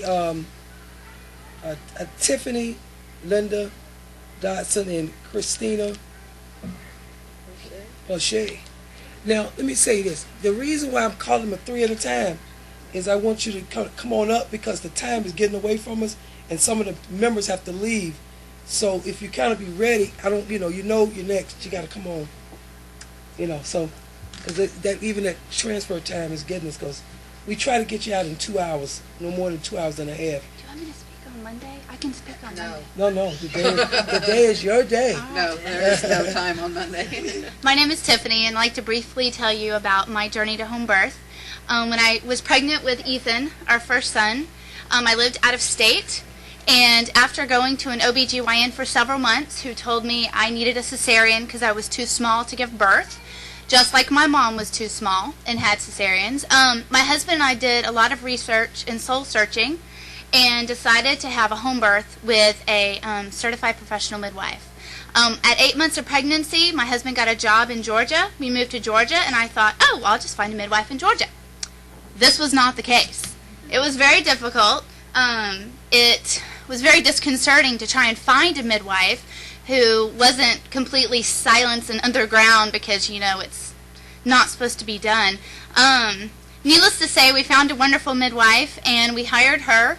2 weeks after my due date, I went into labor with Ethan. I labored for 44 hours. I wanted to labor for 44 hours, and I wanted the choice to be able to labor for 44 hours. I was given the choice, do you want to go get an epidural, get some sleep? It's been a long time. And I said, well, is the baby okay? And my midwife said, of course he is. She had been listening to the baby and charting him and charting me, and we were fine. So I said, well, let's keep on. And she supported me and encouraged me through all of those hours of laboring and giving birth to Ethan. He was 10 pounds. 10. I'm too small. I wasn't too small. And my midwife knew that I was going to be able to give birth to my baby. So I had Ethan at home. He is 9 years old now. Since Ethan, I've had 3 other children, all boys, a 9.5-pounder, a 10.5-pounder, and my little 8-pound baby boy. I think that women need to be given the choice in Georgia, if they want to labor that long, to let them. If they want to give birth at home in the kitchen in a big old birthing pool, that they should be able to do that with a trained professional by their side. And in the other state I lived in, Medicaid and insurance would have paid for my home birth. And in Georgia, you have to pay out of pocket. And there are women who want to have home births who cannot financially afford it, and they need to be given the choice to have a midwife and to have compensation from their insurance companies, because the midwife is legal in the state of Georgia. Thank you. Let me ask you very good. 2 questions. Yes, ma'am. What other state were you? South Carolina. Okay. 2 hours away. Okay. 2 hours away. What's the approximate fee that you were charged for? In South Carolina? Yeah, well, matter of fact, South Carolina and Georgia. In Georgia, $2,600. Okay. I think. And in South Carolina, I think it was the exact same. It's just that in South Carolina, I was on Medicaid, and Medicaid paid half, or around half, and so it was just difficult to try and think, oh no, I have to come up with a whole fee myself. We were both students in college, so. Yes, Thank you. Yes, ma'am.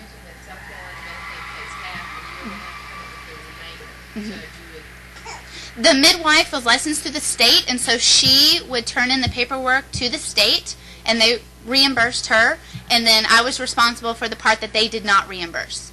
Did she still see you thinking about paying the remainder? Yes. Yes. Thank you very much. Thank you. All A right. few goats would cover it. A few goats, so. Chickens. These are my kids and my husband. It's falling. Here, I'll hold it. Yeah. I'm the mother of 6 children. My oldest 5 were born at hospitals here in Georgia. Linda Dodson. Yeah, Linda Dodson, sorry. That's I am. Okay. Were born at hospitals, and my last child here was born at my home. For today, I'll let someone else handle the safety research. I've done it, otherwise I wouldn't have done this. But I want to focus on the aspects of a home birth that I can't get at a hospital or clinic. Familiar caregivers and familiar surroundings. Home birth allowed me to easily meet and know who was going to care for me during labor. My midwife was at all of my prenatal appointments, save a couple of appointments. Both of her apprentices were there also. I knew all 3 of them and was comfortable with them before delivery. An hour was set aside for each appointment. And they're talking about the health things and the nutrition. Somebody else said that's what we talked about, and anything else I want to talk about. I had spent a lot of time with these women before they delivered our child.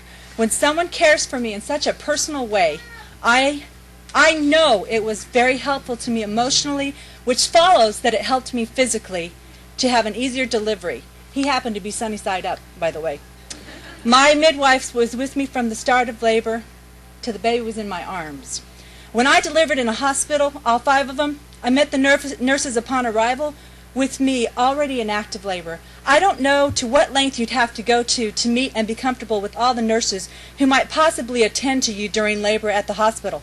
The nurses are really the ones who care for you for the majority of your time at the hospital, in my labor experience. I never saw much of the doctor-enteral transition. At my 5th delivery, I told the nurse I thought our baby was about to make an entrance. She brushed it off and told me she checked and I was just only 2 centimeters. My husband sent his mom after her seconds later, as he recognized, after having me do this 4 times before, how I acted right before that head appears. And the nurse ran back, and our 5th child joined us as she came in the door. OBGYNs usually come in groups. Even when I've made the rounds and met all of them over the course of my prenatal appointments, about the time they've walked in for the last little bit of labor, they've probably spent maybe 10 minutes with me. And at the appointments, I've often felt like I've almost needed to grab onto one of their coattails so I could ask a couple of questions as they flew in and out of the examining room on their way to the next person. I stayed with the practice for my first child only because I was okay with 4 of the 5 physicians and I didn't know what else to do. I'd already gone through 3 practices. What were the odds that the one I really disliked would be on call when I went to deliver? Yep, he was the one on call. My second child, I purposely picked a practice with 2 doctors. A third was added about a week before I delivered. I met him for the first time when he informed me that I was 8 centimeters. Even choosing a practice with CNMs to deliver one of my children, there were at least 8 from other facilities that could have ended up delivering my child should they have been on call. These situations produced people who knew very little about me except for a few things on a couple of charts. Birth to me is a whole person and a whole family experience, not just physical. I feel that when someone does not know me at all, they cannot care for me the way I need to be cared for, or to be very encouraging and helpful to me at time when I need them. The midwives had spent many hours with me and any of my family members that came to the appointments before they ever delivered my baby. It was very comforting and peaceful to me. They knew and cared about what my wishes were for the birth and allowed anything that they felt was not putting me or my child at risk. I felt like they knew how thrilled we were to be able to welcome another little one to our home, and they knew that this baby was wanted and long awaited and not just some surprise. Childbirth is a very emotional and spiritual experience to me. Childbirth is a very personal experience to me. At one point, one of my doctors told me that when I asked what to do for lower back pain, that we evolved from apes and really should be on all fours, and back pain just comes with the territory. I have no problem with people having differing beliefs from mine, but having someone care for me in this personal way who is so not on the same page as I am, I've done it both ways, and I prefer someone with a light mind who believes, as I do, that children are gifts from God and precious. The second thing home birth gave for me is a familiar, comfortable surrounding. Not being rushed in any way from room to room. Not having my husband fill out more paperwork, even though I did pre-registration. Not having my baby apart from me at any time. Having whoever I wanted around. Having the midwives very careful to be more in the background or as in the middle of it as I wanted. Nothing can top home for familiar. On more than one occasion at the hospital, it was insisted that I move to a different room when I didn't feel up to it, and especially when they wanted to clear the labor and delivery room for the next person. It wasn't like I took very long in those rooms. I usually delivered within an hour of arriving. Actually, usually it was a half hour. Our third child, they took from us, and he was gone for hours with, as far as I was concerned, not enough communication. Home was a wonderful place to welcome this last child. I only went to the doctors in the past because I felt I was irresponsible if I did something else. You cannot imagine how thrilled I was to learn about home births, research it, and do it. We have been so glad to have had this experience and choice. We want this to be a clear choice for our children and for whoever wants it. As a side note, doctor care and the hospital for this child would have only been $10 copayment total. We paid for it out of our pocket, $2,500. My husband and I both have bachelor's degree. I used to teach school before we were married. We are not anti-medical. We are so glad hospitals and doctors are there for our medical needs. We hope we will need a midwife again in the near future, but if not, we are also putting our voice in so our children and others can have this choice. Thank you for your time. Thank you.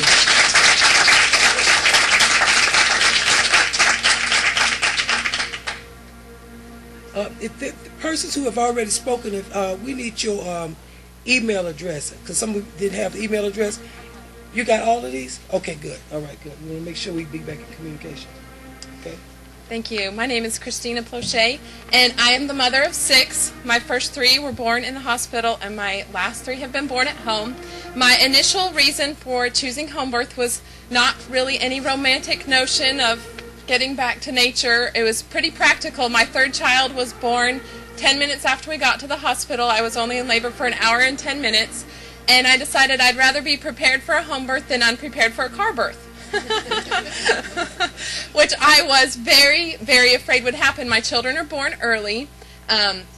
We're lucky to get them only 2 weeks early, and so we didn't feel that being induced was a responsible choice.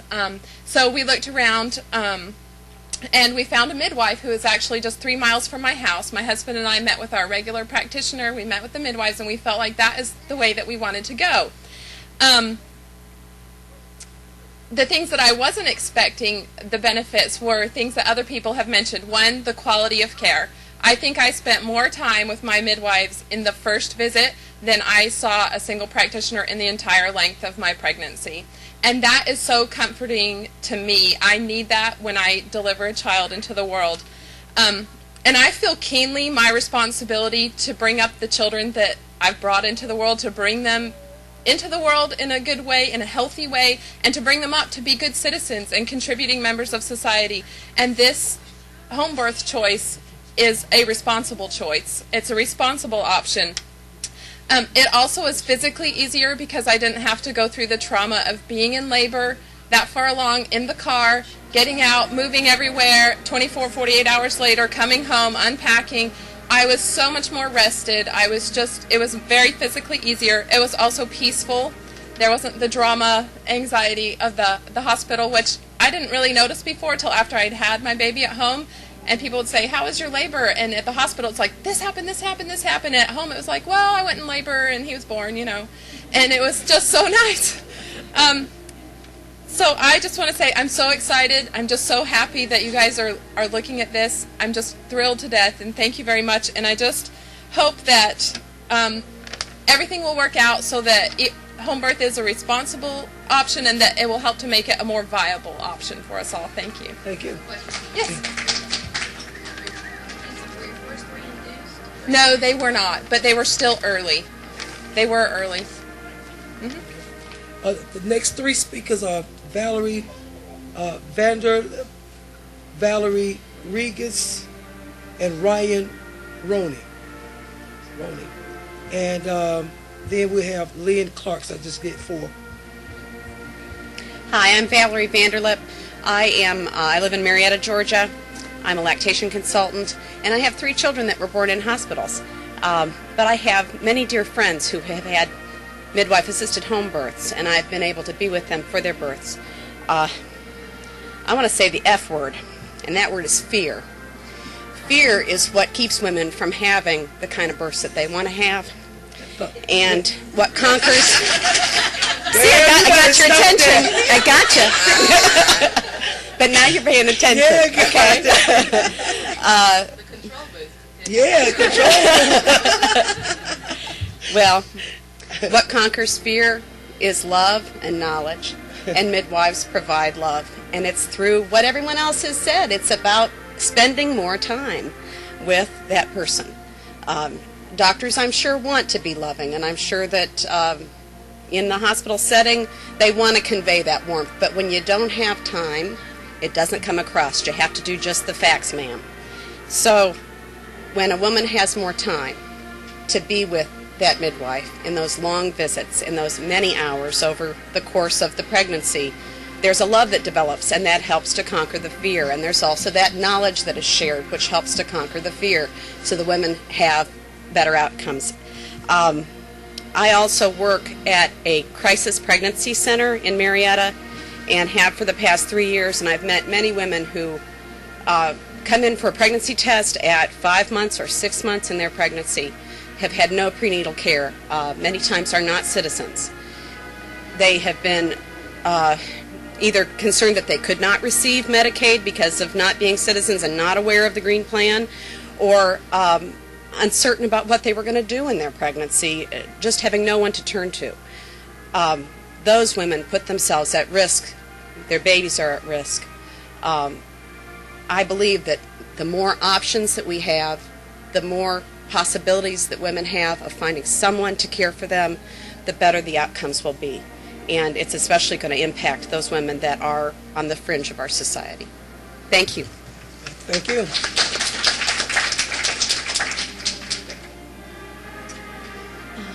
Hi.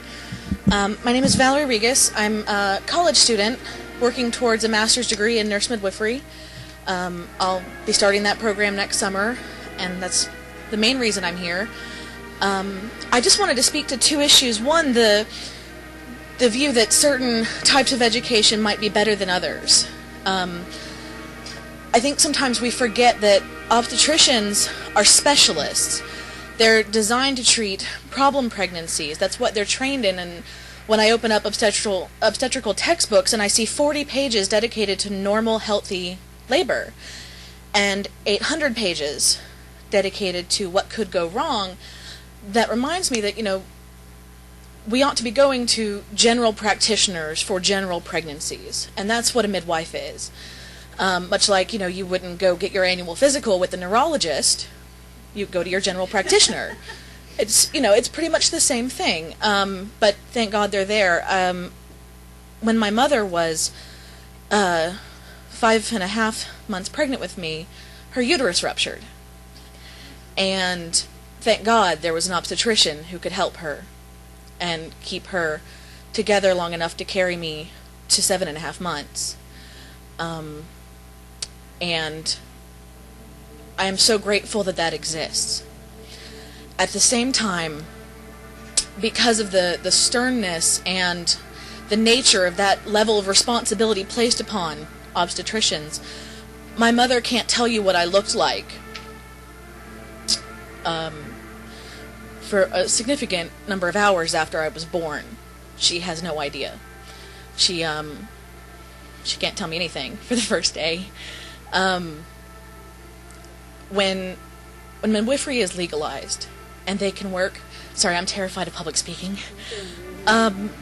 When midwifery is legalized and they can work with the specialists and not have to be afraid of each other, then it's possible to have, if there's an emergency, a physician who's capable to perform these miraculous surgeries and this craft while still having the personal attention that a midwife affords. And I don't know, I wish that my mother had had that option so that she could tell you what I looked like. So, that's all. Thank you. Thank you. Thank you.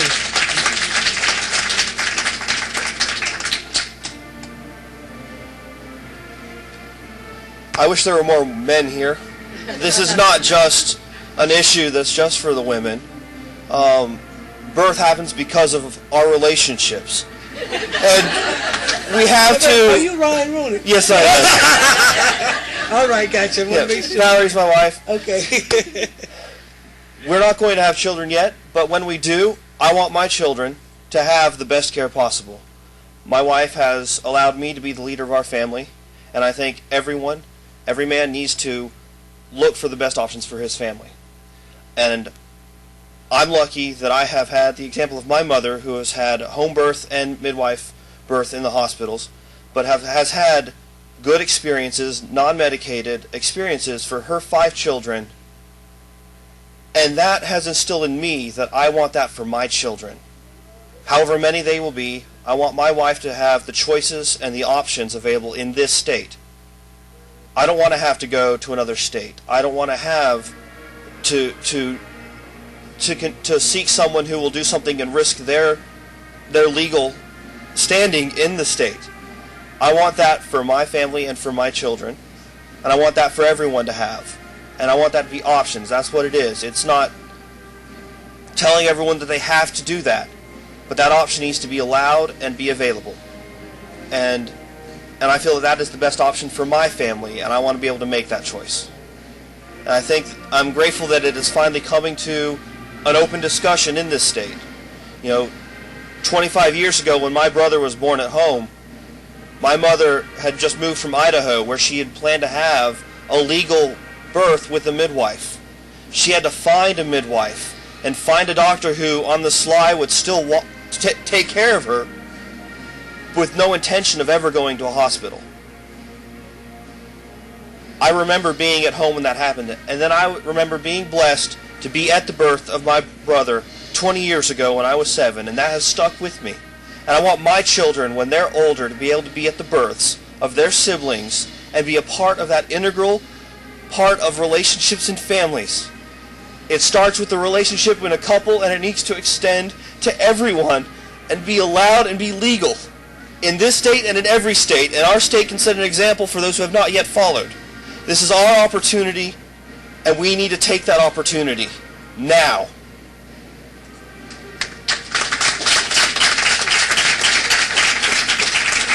All right.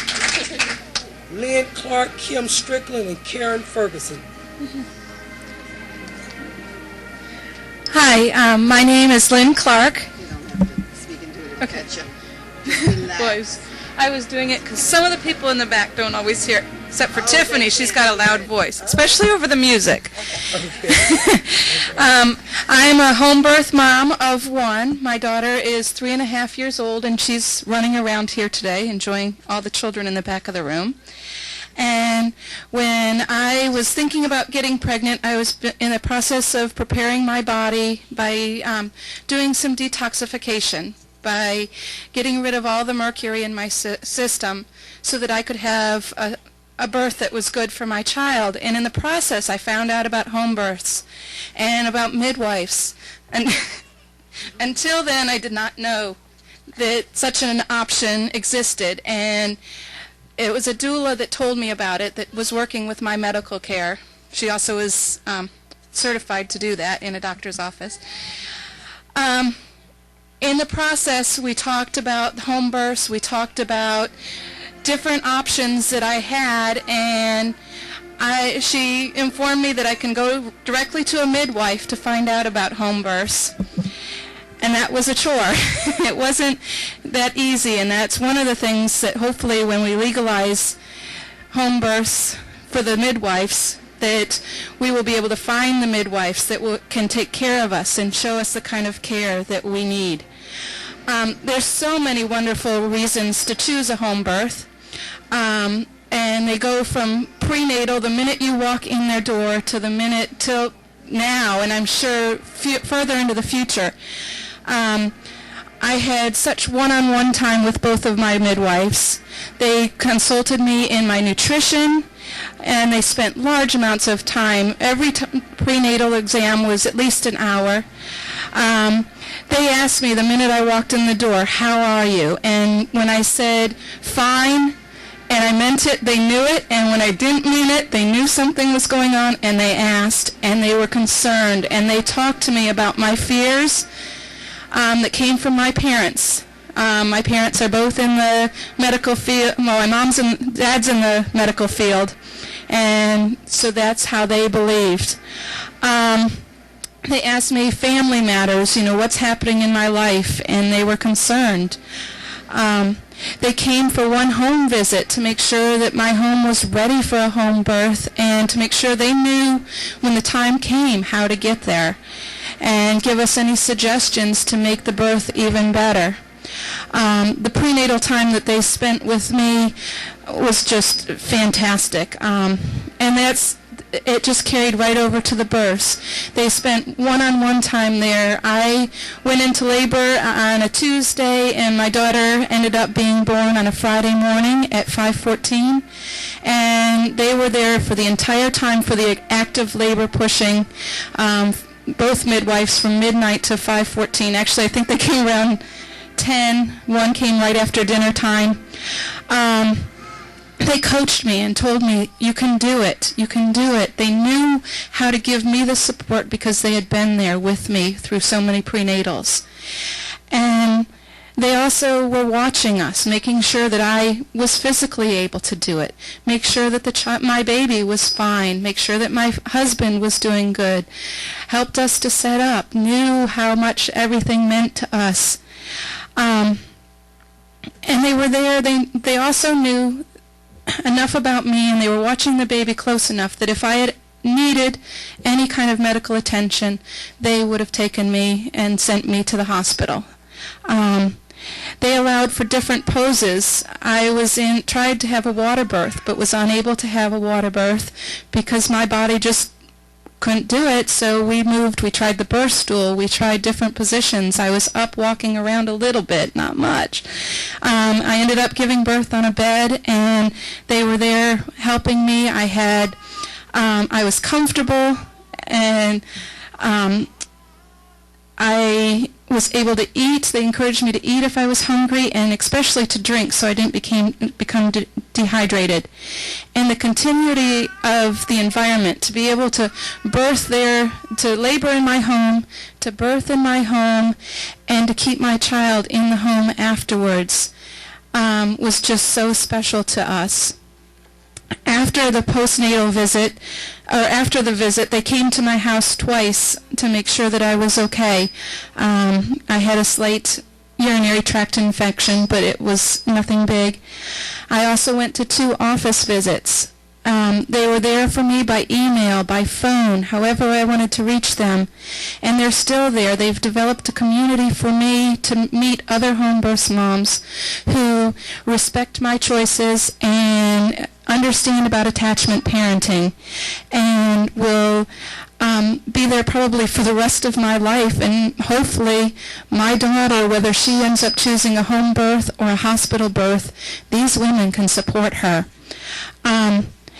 And the wonderful thing about giving a home birth is you can do it in your own style. I had 3 friends there. The youngest was 16, and my one friend sang to me during the labor. I had time where I was alone. I had put together a program of how I expected the birth to be. I had an altar of my family that I knew were supporting me. I knew I had a candle there for my ancestors. I had pictures there and special objects that meant something to my family. And what I'm hoping to see out of all this is that women and families, because it's not just the woman's decision, it's a whole family decision, are able to make informed choices. And that we have the option to go to a midwife who can then, if we need it, take us to a hospital and have that interface between the hospital and themselves so that they can stay there and help us even further along in the plan. And that would be most wonderful. And I thank you for your time. Kim Strickland, Karen Ferguson, Kristen Ripley, and Sister Bedia. Those are the last 4 names. Yeah. But now, is there anyone else? Okay, yeah. So those are the last 4. And what's your name? Okay, Michelle Morrow. And we'll pick up everybody else at the next meeting, just so for time. Michelle, what's your last name again? I think you wanted to say something. Yeah. Okay. I did. Good afternoon. This is my son Callahan, and this is Rory. Did you want to say something? Rory got born at home. Say it again. Rory got born at home. Where were you born? At the hospital because I got stuck. My hand.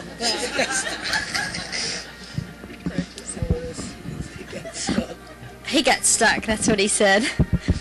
I knew before I ever got pregnant and before I ever knew if I wanted to be pregnant that I wanted to have a home birth. I didn't even know if I wanted to be a mom, but I knew if I was going to get pregnant and be a mom, I was going to have a home birth.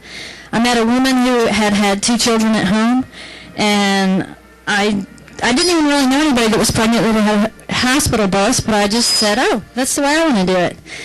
And so when I got pregnant with Callahan, I immediately called around and tried to see about getting a CPM, and I found out it was illegal, and I said, that's okay. I'll just go under the table. That doesn't bother me. It bothered a lot of my family members and a lot of my friends, though. Thought I was doing something irresponsible. I was going, against the law. And but what was important was that my husband and I felt that it was the right choice for our family. And when I was in labor with Callahan at home, I pushed for about 6 hours, at which point my midwives told me they thought I needed to consider transporting because he hadn't moved since the first half an hour. So we went to the hospital. But that was actually the hardest decision I've ever had to make in my life because I was so headstrong that I wanted to have a home birth. And I thought that going to the hospital was going to be horrible. And it actually turned out to be okay, but the main reason it turned out to be okay is because my midwives came with me to the hospital. I was terrified of going to the hospital. Walking into a room of people that didn't know who I was, didn't know what I'd been trying to do, and what I wanted. And they came with me. I later found out that the politics in Georgia had changed between the time when I had Callahan and when I got pregnant with Rory, and that if I was going to go to a hospital, they may not be able to go with me. That needs to change. Midwives need to be able to go to the hospital with their patients. without being concerned that they're going to get in trouble and, you know, have to go to jail or whatever. They're moms too. I guess the other thing I wanted to say was, nobody asks when you're trying to get pregnant, are you going to be a good parent? Are you responsible? Nobody's there in your bedroom when you're getting ready to make love saying, we want to have a baby, going, all right, what position are you in? That might not be a good position. Maybe you should do this so we can see. But that's what happens at the hospital when you give birth. We should be able to do it our way. When I gave birth, I got to do it my way at home. If I wanted to sit, if I wanted to squat, if I wanted to stand, if I wanted to lay down, I got to do it my way. It's my baby, it's my pregnancy, and it's my body, and nobody else should be able to tell me what to do, especially if everything is fine. Hi. He's fine. I had the same thing. I had so many people tell me I was too small. And when I went to the hospital, that all confirmed it for everybody. See, you were too small. You can't have a home birth. And when I got pregnant the second time, I had to go deep within myself to decide whether or not I was going to attempt it again. And I decided I was strong enough to get through it, and if I had to go to the hospital, I would get through it. And as it turned out, I had the most amazing home birth. He was born in a pool at home. It was calm. He was born at 1. I was in the bed at 4 o'clock. I was asleep. And his brother got to welcome him, in the morning. He slept through the night in the bedroom next door. Never missed a beat. He didn't wake up. And he came in and kissed him on the head first thing in the morning. I couldn't have done that at a hospital. So this needs to be legal in this state now.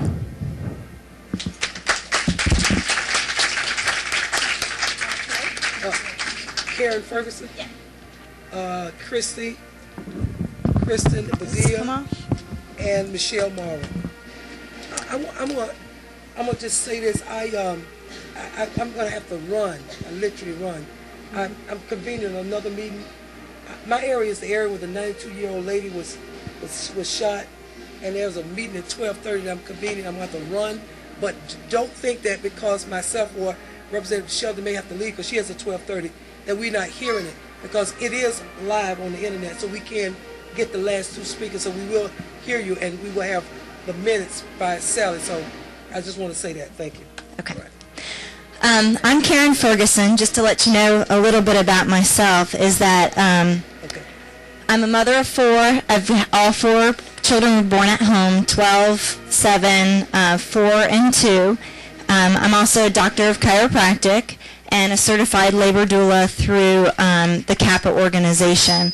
I'm a member of the Georgia Birth Network, certified in pediatrics, and a member of the International Chiropractic Pediatric Association, which means I'm certified in taking care of children and pregnant women, and a member of the CAPA organization, which is Child and Postpartum Professional Association. Some of the things that were brought up today was just about infant mortality and also about just cost effectiveness, I think, as well. And I think when we take a look at birth, is taking a look at models that work. And I don't think that this piece of legislation would be here today if this wasn't something that worked, or if this was something that was not safe. Talking about that 10% is something that's very valid, that there is a time and a place for emergency situations. However, when you take a look at the cesarean section rate, it keeps climbing and climbing. And that is a real problem that they want to reduce. And the only way I think to reduce that is taking a look at models that work and taking a look at more doing things that empower women. And you take a look at all the statistics that have been shown today in the last 2 sessions, is that home birth is definitely safe. Working with a midwife, you have much, much lower rates of cesarean section, infant mortality, and so forth. Again, this piece of legislation would not be here if hundreds and hundreds of babies were dying at home. The infant mortality rate of a home birth compared to hospital birth, there's just absolutely no comparison. And we need to take a look at that. Unfortunately, Even in our professional practice, we have many pregnant women that come. And the biggest thing that we get is really they feel like their pregnancy is more of a disaster waiting to happen. I think midwives, even certified nurse midwives, are very frustrated with certain standards in the hospitals and groups that they are involved with, because there's just a certain set of standards that are there. And so as a result, there's more tests and things and so forth that are happening. And so these women, they get very, very frustrated. And being a certified labor doula, I've been to dozens and dozens of births over the last 12 years. And the satisfaction of women who have their babies at home, in the last 12 years, there's only one person who had a home birth. Well, actually, it was a transport. She's the only one person in 12 years that has chosen a hospital birth for the following pregnancy. Everybody else who have had a home birth has consistently had another home birth. I've also known women who've had hospital births and had a very good experience, and I've been at hospital births where midwives were wonderful and it was a great experience. But just from the testimonies that you've heard today, and I was talking to my friend coming down here, like the difference between having a natural birth even at a hospital versus having one at home. It's like the difference between watching TV in color versus in black and white. There's just things that you cannot experience in a hospital that you can at home. And it doesn't mean you can't have a great and wonderful positive experience. It's just being able to have that choice. So taking a look at the issue of infant mortality rate. Being a chiropractor, I was actually going to be a physical therapist, and I think a big issue with what she was talking about is just the misunderstanding or lack of communication between the CMs, the CPMs, the certified nurse midwives, and the OBs. Because even in our own profession, there is controversy, or there's differences of view of opinion, but it's about coming together and really being able to come to a common ground, which is to reduce the infant mortality rate, to reduce the cesarean rate, and to provide a free choice for women. So that's one thing. And then the other thing was even just about compensation and cost. What about for the women who don't have health care coverage? What are they to do? And from that cost-effective standpoint, I know even a couple years ago, a woman who was going to have a birth, and she was going over to Northside, and she was going to have to pay $2,500 out of pocket just for the birth itself. Just for the birth, if everything went fine without any complications or anything like that, is $2,500. And the average cost of a home birth with prenatal care, that one-on-one attention, is around $2,500 to $2,600 for the whole ball of wax. So we really need to take a look and discuss these issues over the next couple sessions. My own personal experience, I couldn't imagine having a birth any other way. My mother has 16 grandchildren. 8 have been born at home, and the other 8 have been born in the hospital. And again, being a certified labor doula as well, is that I've seen both ends of the spectrum, and I've seen midwives, even in emergency situations, be able to know when it's time to transport, be able to handle emergency situation very well, very honorably, and the baby end up being completely fine. And if the baby needs transport or the mother needs transport. And I've also been in a hospital situation where there's been emergencies that have been there, and you know, the baby and the mother end up being fine, but even just the way that the situations are handled are two completely different scenarios. The bottom line is that we want to lower the C-section rate. We want to lower the infant mortality rate, and I really feel that this is the best way to do it, is to start opening the doors of communication, and one way is to legalize home birth. Thanks.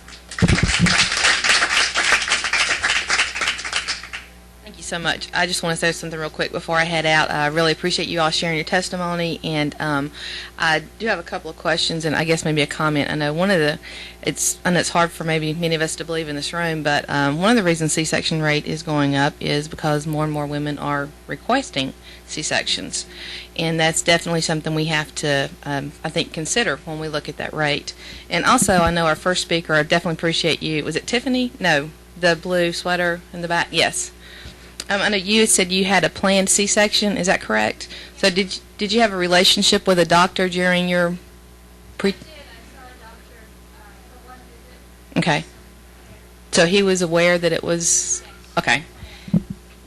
All right, good. I wasn't sure if you were, who was planning the C-section. Surprise. No.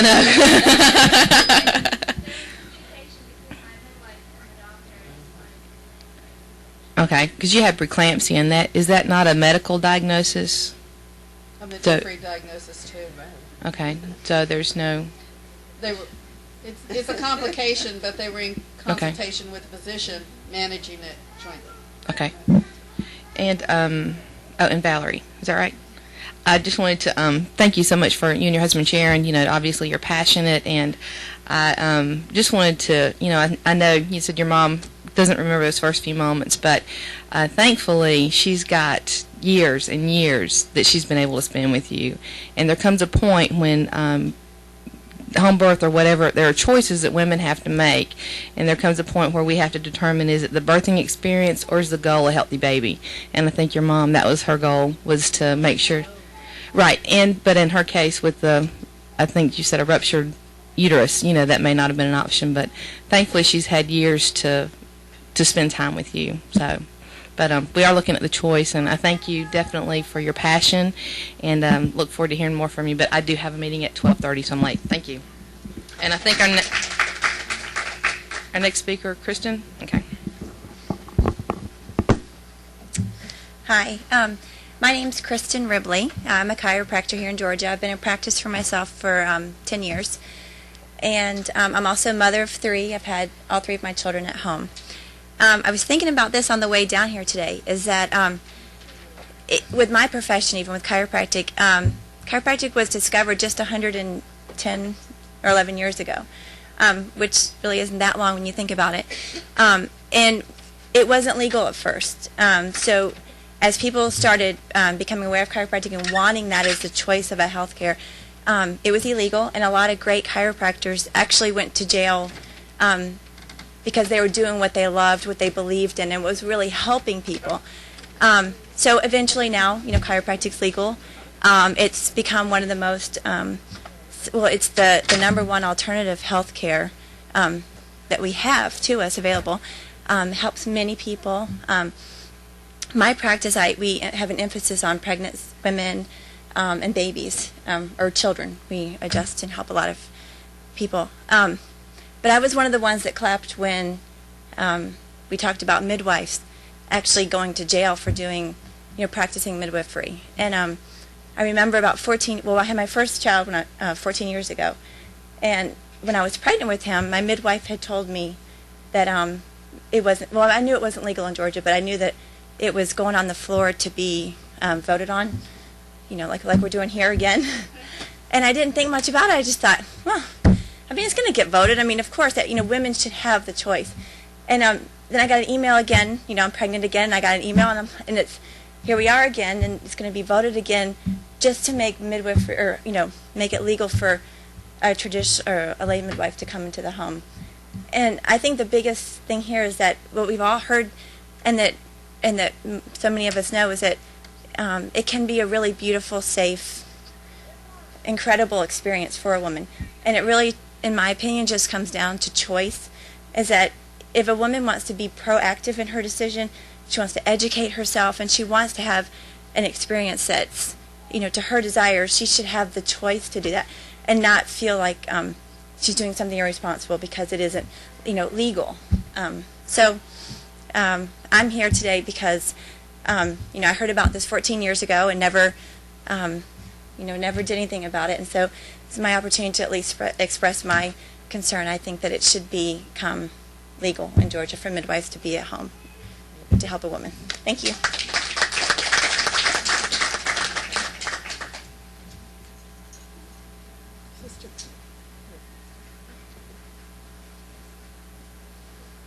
Hello, my name is Miss Shahid, and I really don't have that much to say.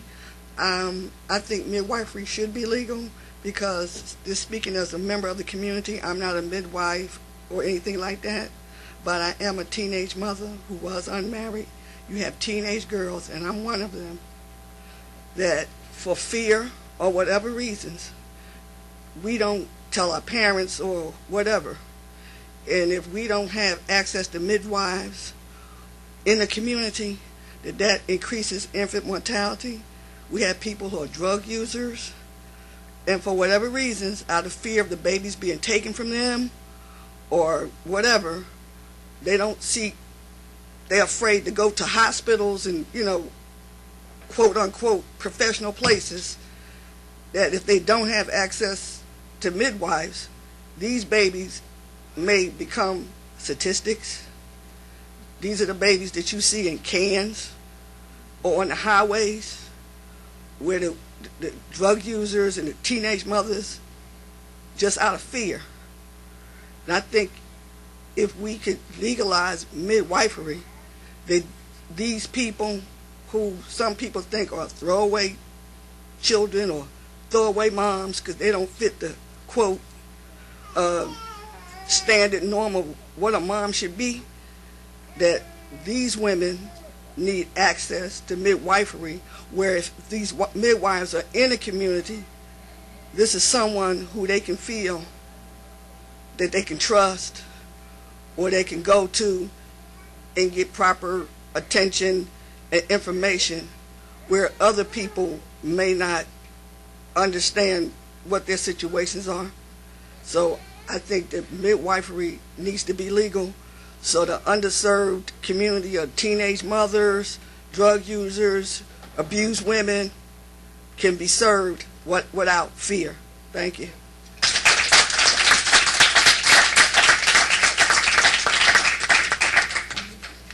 Michelle? No time on Monday. No. Anybody speak now or forever hold your peace? Monday's jammed. Okay. I have 3 children. This is baby, and I have a 15 and a 17-year-old. Both of my older daughters have disabilities, major disabilities. So I was one of those parents that understands what every other mother peripherally is concerned about, the risk factor. Will my baby be healthy? Will everything go well?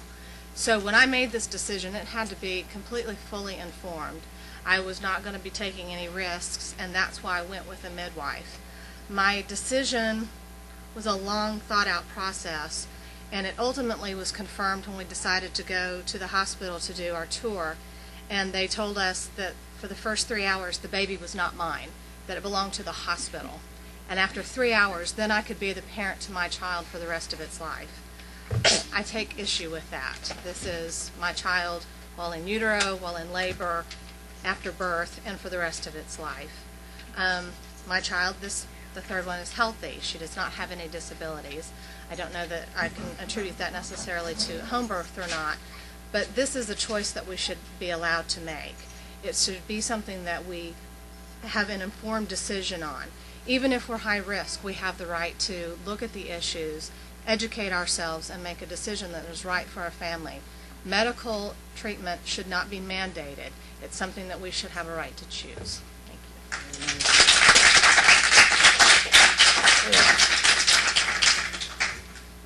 Is there anybody else that wants to speak? You need to give Sally your name and email address so we get it on the list. My name is Marsha Jackson, and I recently moved. Well, I moved from South Africa. I had my first son in South Africa in a birthing center, and choosing a midwife was natural for us. It's our option all over the country. So I assumed that coming to a first world country like America, it would be easy. But it wasn't, because I was up in Illinois, and it was kind of hard to get a midwife there. So I figured, well, I'm going to the south. I want to be warmer. I'm coming down this way. And I figured out, no, it's not easy this side either. But I find a midwife, and I was moving, and I was coming in between trying to find a place. And I found 2 wonderful midwives that was there throughout my move and supporting me and telling me what I needed. And my hours, they're like, everybody said they will spend an hour with me, whereas at my hospital, my doctor's visit, I will see the doctor for 5 minutes, and that was it. But I would spend about an hour and a half at the doctor's office. And then for me, it came natural to have a home birth, because my sisters before me in South Africa was born at home, delivered by my grandmother. My grandmother was home birth, my mother was a home birth, so it was just natural for me to want a home birth. So when I came here, I insisted I wanted a home birth, and it was wonderful. My daughter, I was 32 weeks pregnant when I settled down in Georgia, and I saw my midwives regularly, and they knew exactly what I wanted, because my first pregnancy went wonderful because I had a midwife there, but late I had to be induced with drugs, and that kind of upset me because I didn't want to have drugs.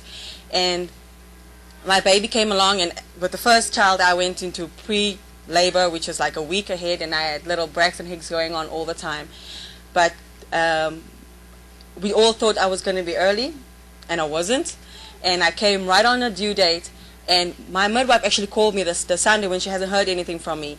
And she called me, she goes, "Are you okay? Are you going to have the baby soon?" And I'm like, "Well, we don't know yet." I told her what my situation was, because I didn't think, I shouldn't bother her, because I'm not used to having a direct line to my caregiver. So I didn't want to bother her with the little small things and stuff like that. And she told me, "Well, go lie down and take a rest." And 3 hours later, at 1:45, I went into labor. And it was 7 minutes apart. And I said, "Oh, no, don't call." My mother-in-law told me, "You're going to call right now." And while I was on the phone and I wasn't sure what to do, she was with me on the phone the whole time. And she was starting my contractions. She was like, "Oh, you're 3 minutes apart. I'm coming right now." And my labor went pretty quick. By 4 o'clock, I was in labor, and I was planning a water birth. But between me going from one place to the other place, I didn't make it to the water birth. But I had the freedom to do it in a position, and I actually ended up giving birth to my wonderful little daughter, Joya, on all fours. And when I wanted to push, I told my midwife, I said, "I need to push." And she's like, "You know what? Just push. Just listen to what your body tells you." And that's all the insurance I needed. And my body took over, and I was in tune, and I just breathing and pushing, breathing and pushing. And for somehow I knew when to breathe and when to stop and when to push and when not. And that baby came out, and she told me, "Oh, it's out." And I'm like, "I'm done?" And she's like, "Yeah, you're done." And I was so happy. I was just so happy, but I couldn't stop smiling. I couldn't stop smiling. She goes, "Well, some mothers, when it went quick, this 2 hours, I'm like, "No, I'm very happy." And that's when I told, and my friends all had hospital births, and my mother-in-law was there, and she had 3 children before that, and she was put out when she got to Rowdy. And she didn't know that childbirth could be that wonderful. She got off the phone, and by the time that baby was born, she had called all the family, because she didn't know that childbirth could be that wonderful. And that my baby came out, and she was strong. She started moving right away and stuff like that. And she didn't know. She's like, "Your baby started moving right away. Why is she so strong? I didn't know." And I'm like, "Well, because your baby was drugged and mine's not." But and I understand that it's used for drugs and epidurals and stuff like that people want. But if you don't want to have the choice, you don't need to be bullied into a choice that you don't want to have. And I can honestly say that I had a wonderful home birth. I couldn't be happier. I testify to it every time I get. My mother-in-law testified to it every time she gets, because she thanked me for the experience, where I was supposed to thank her, because she was there helping and supporting me the whole time. And I just want to say that this should be legal, because it's a natural choice for us to be making. And if anything, just let it be legal, because I want my daughter not to have the runaround like I had, and be shocked because I couldn't just have a natural choice of a midwife. Thank you.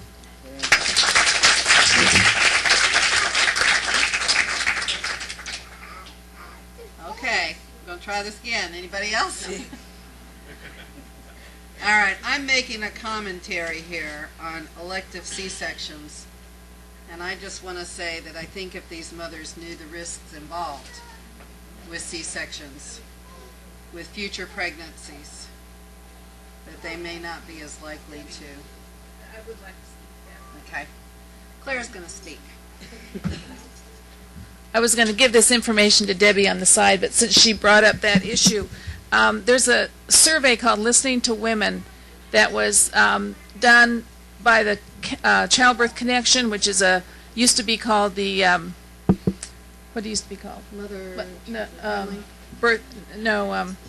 Does anyone know? Anyway, it'll come to me in a minute. That's estrogen deficiency. So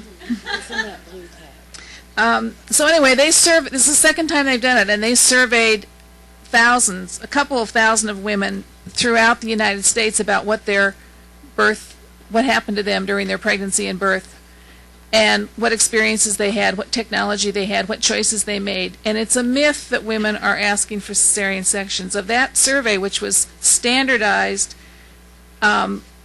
only one woman admitted that she made the choice of request for a cesarean section. The other women are feeling coerced into cesarean section. So I don't want, I know that women want a lot of things that aren't necessarily the best for them, but I think that to attribute the C-section rate to women asking and demanding C-sections is a myth. Thank you.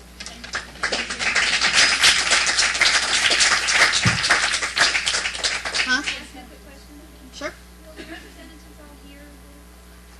We'll make sure they hear it. It's being webcast. It'll be on a DVD that's available to them, and it will go in the minutes. They will see. They've got this. It's in their packet that I gave them. Everything he said will be in the minutes, and I will give them to them. One thing I want to let everybody know: we have 2 more meetings. We have 2 more meetings. Next Monday should be a really interesting meeting. The folks from Medicaid are going to be speaking. I believe the director of the OBGYN Society, or the president, had somebody, OBGYN Society, be speaking. Somebody from the Hospital Association is going to be speaking. And Marsden Wagner, who is the former director of Women and Children's Health with the World Health Organization, is going to be speaking. So it's going to be, yes. Everybody here, bring your friends. Okay. Where was that study published about? It's in it's there on that paper. Childbirth Connection. Yes, I'm sorry. This is Jennifer Fargarth. The mommies and the daddies and the babies, thank you so much. I know bringing your little one in the cold weather this morning and driving, we're not going downtown, let us parking, walking 2 blocks, finding Rich. Thank you so much. We know what an effort this was. I brought the babysitter. We're going outside protocol here? Are we sort of outside protocol? Are we outside protocol? We're midwives. We can do whatever. We really know what an effort it took for you guys to come this morning, and it really made it for them to see that this is an issue that matters to real people, that we are not lobbyists from some medical organization. This is Mabel's. This is about us and our parents. She left it on my file. No, if she didn't want it. Yeah. She can have it back because I have it. Thank you so much.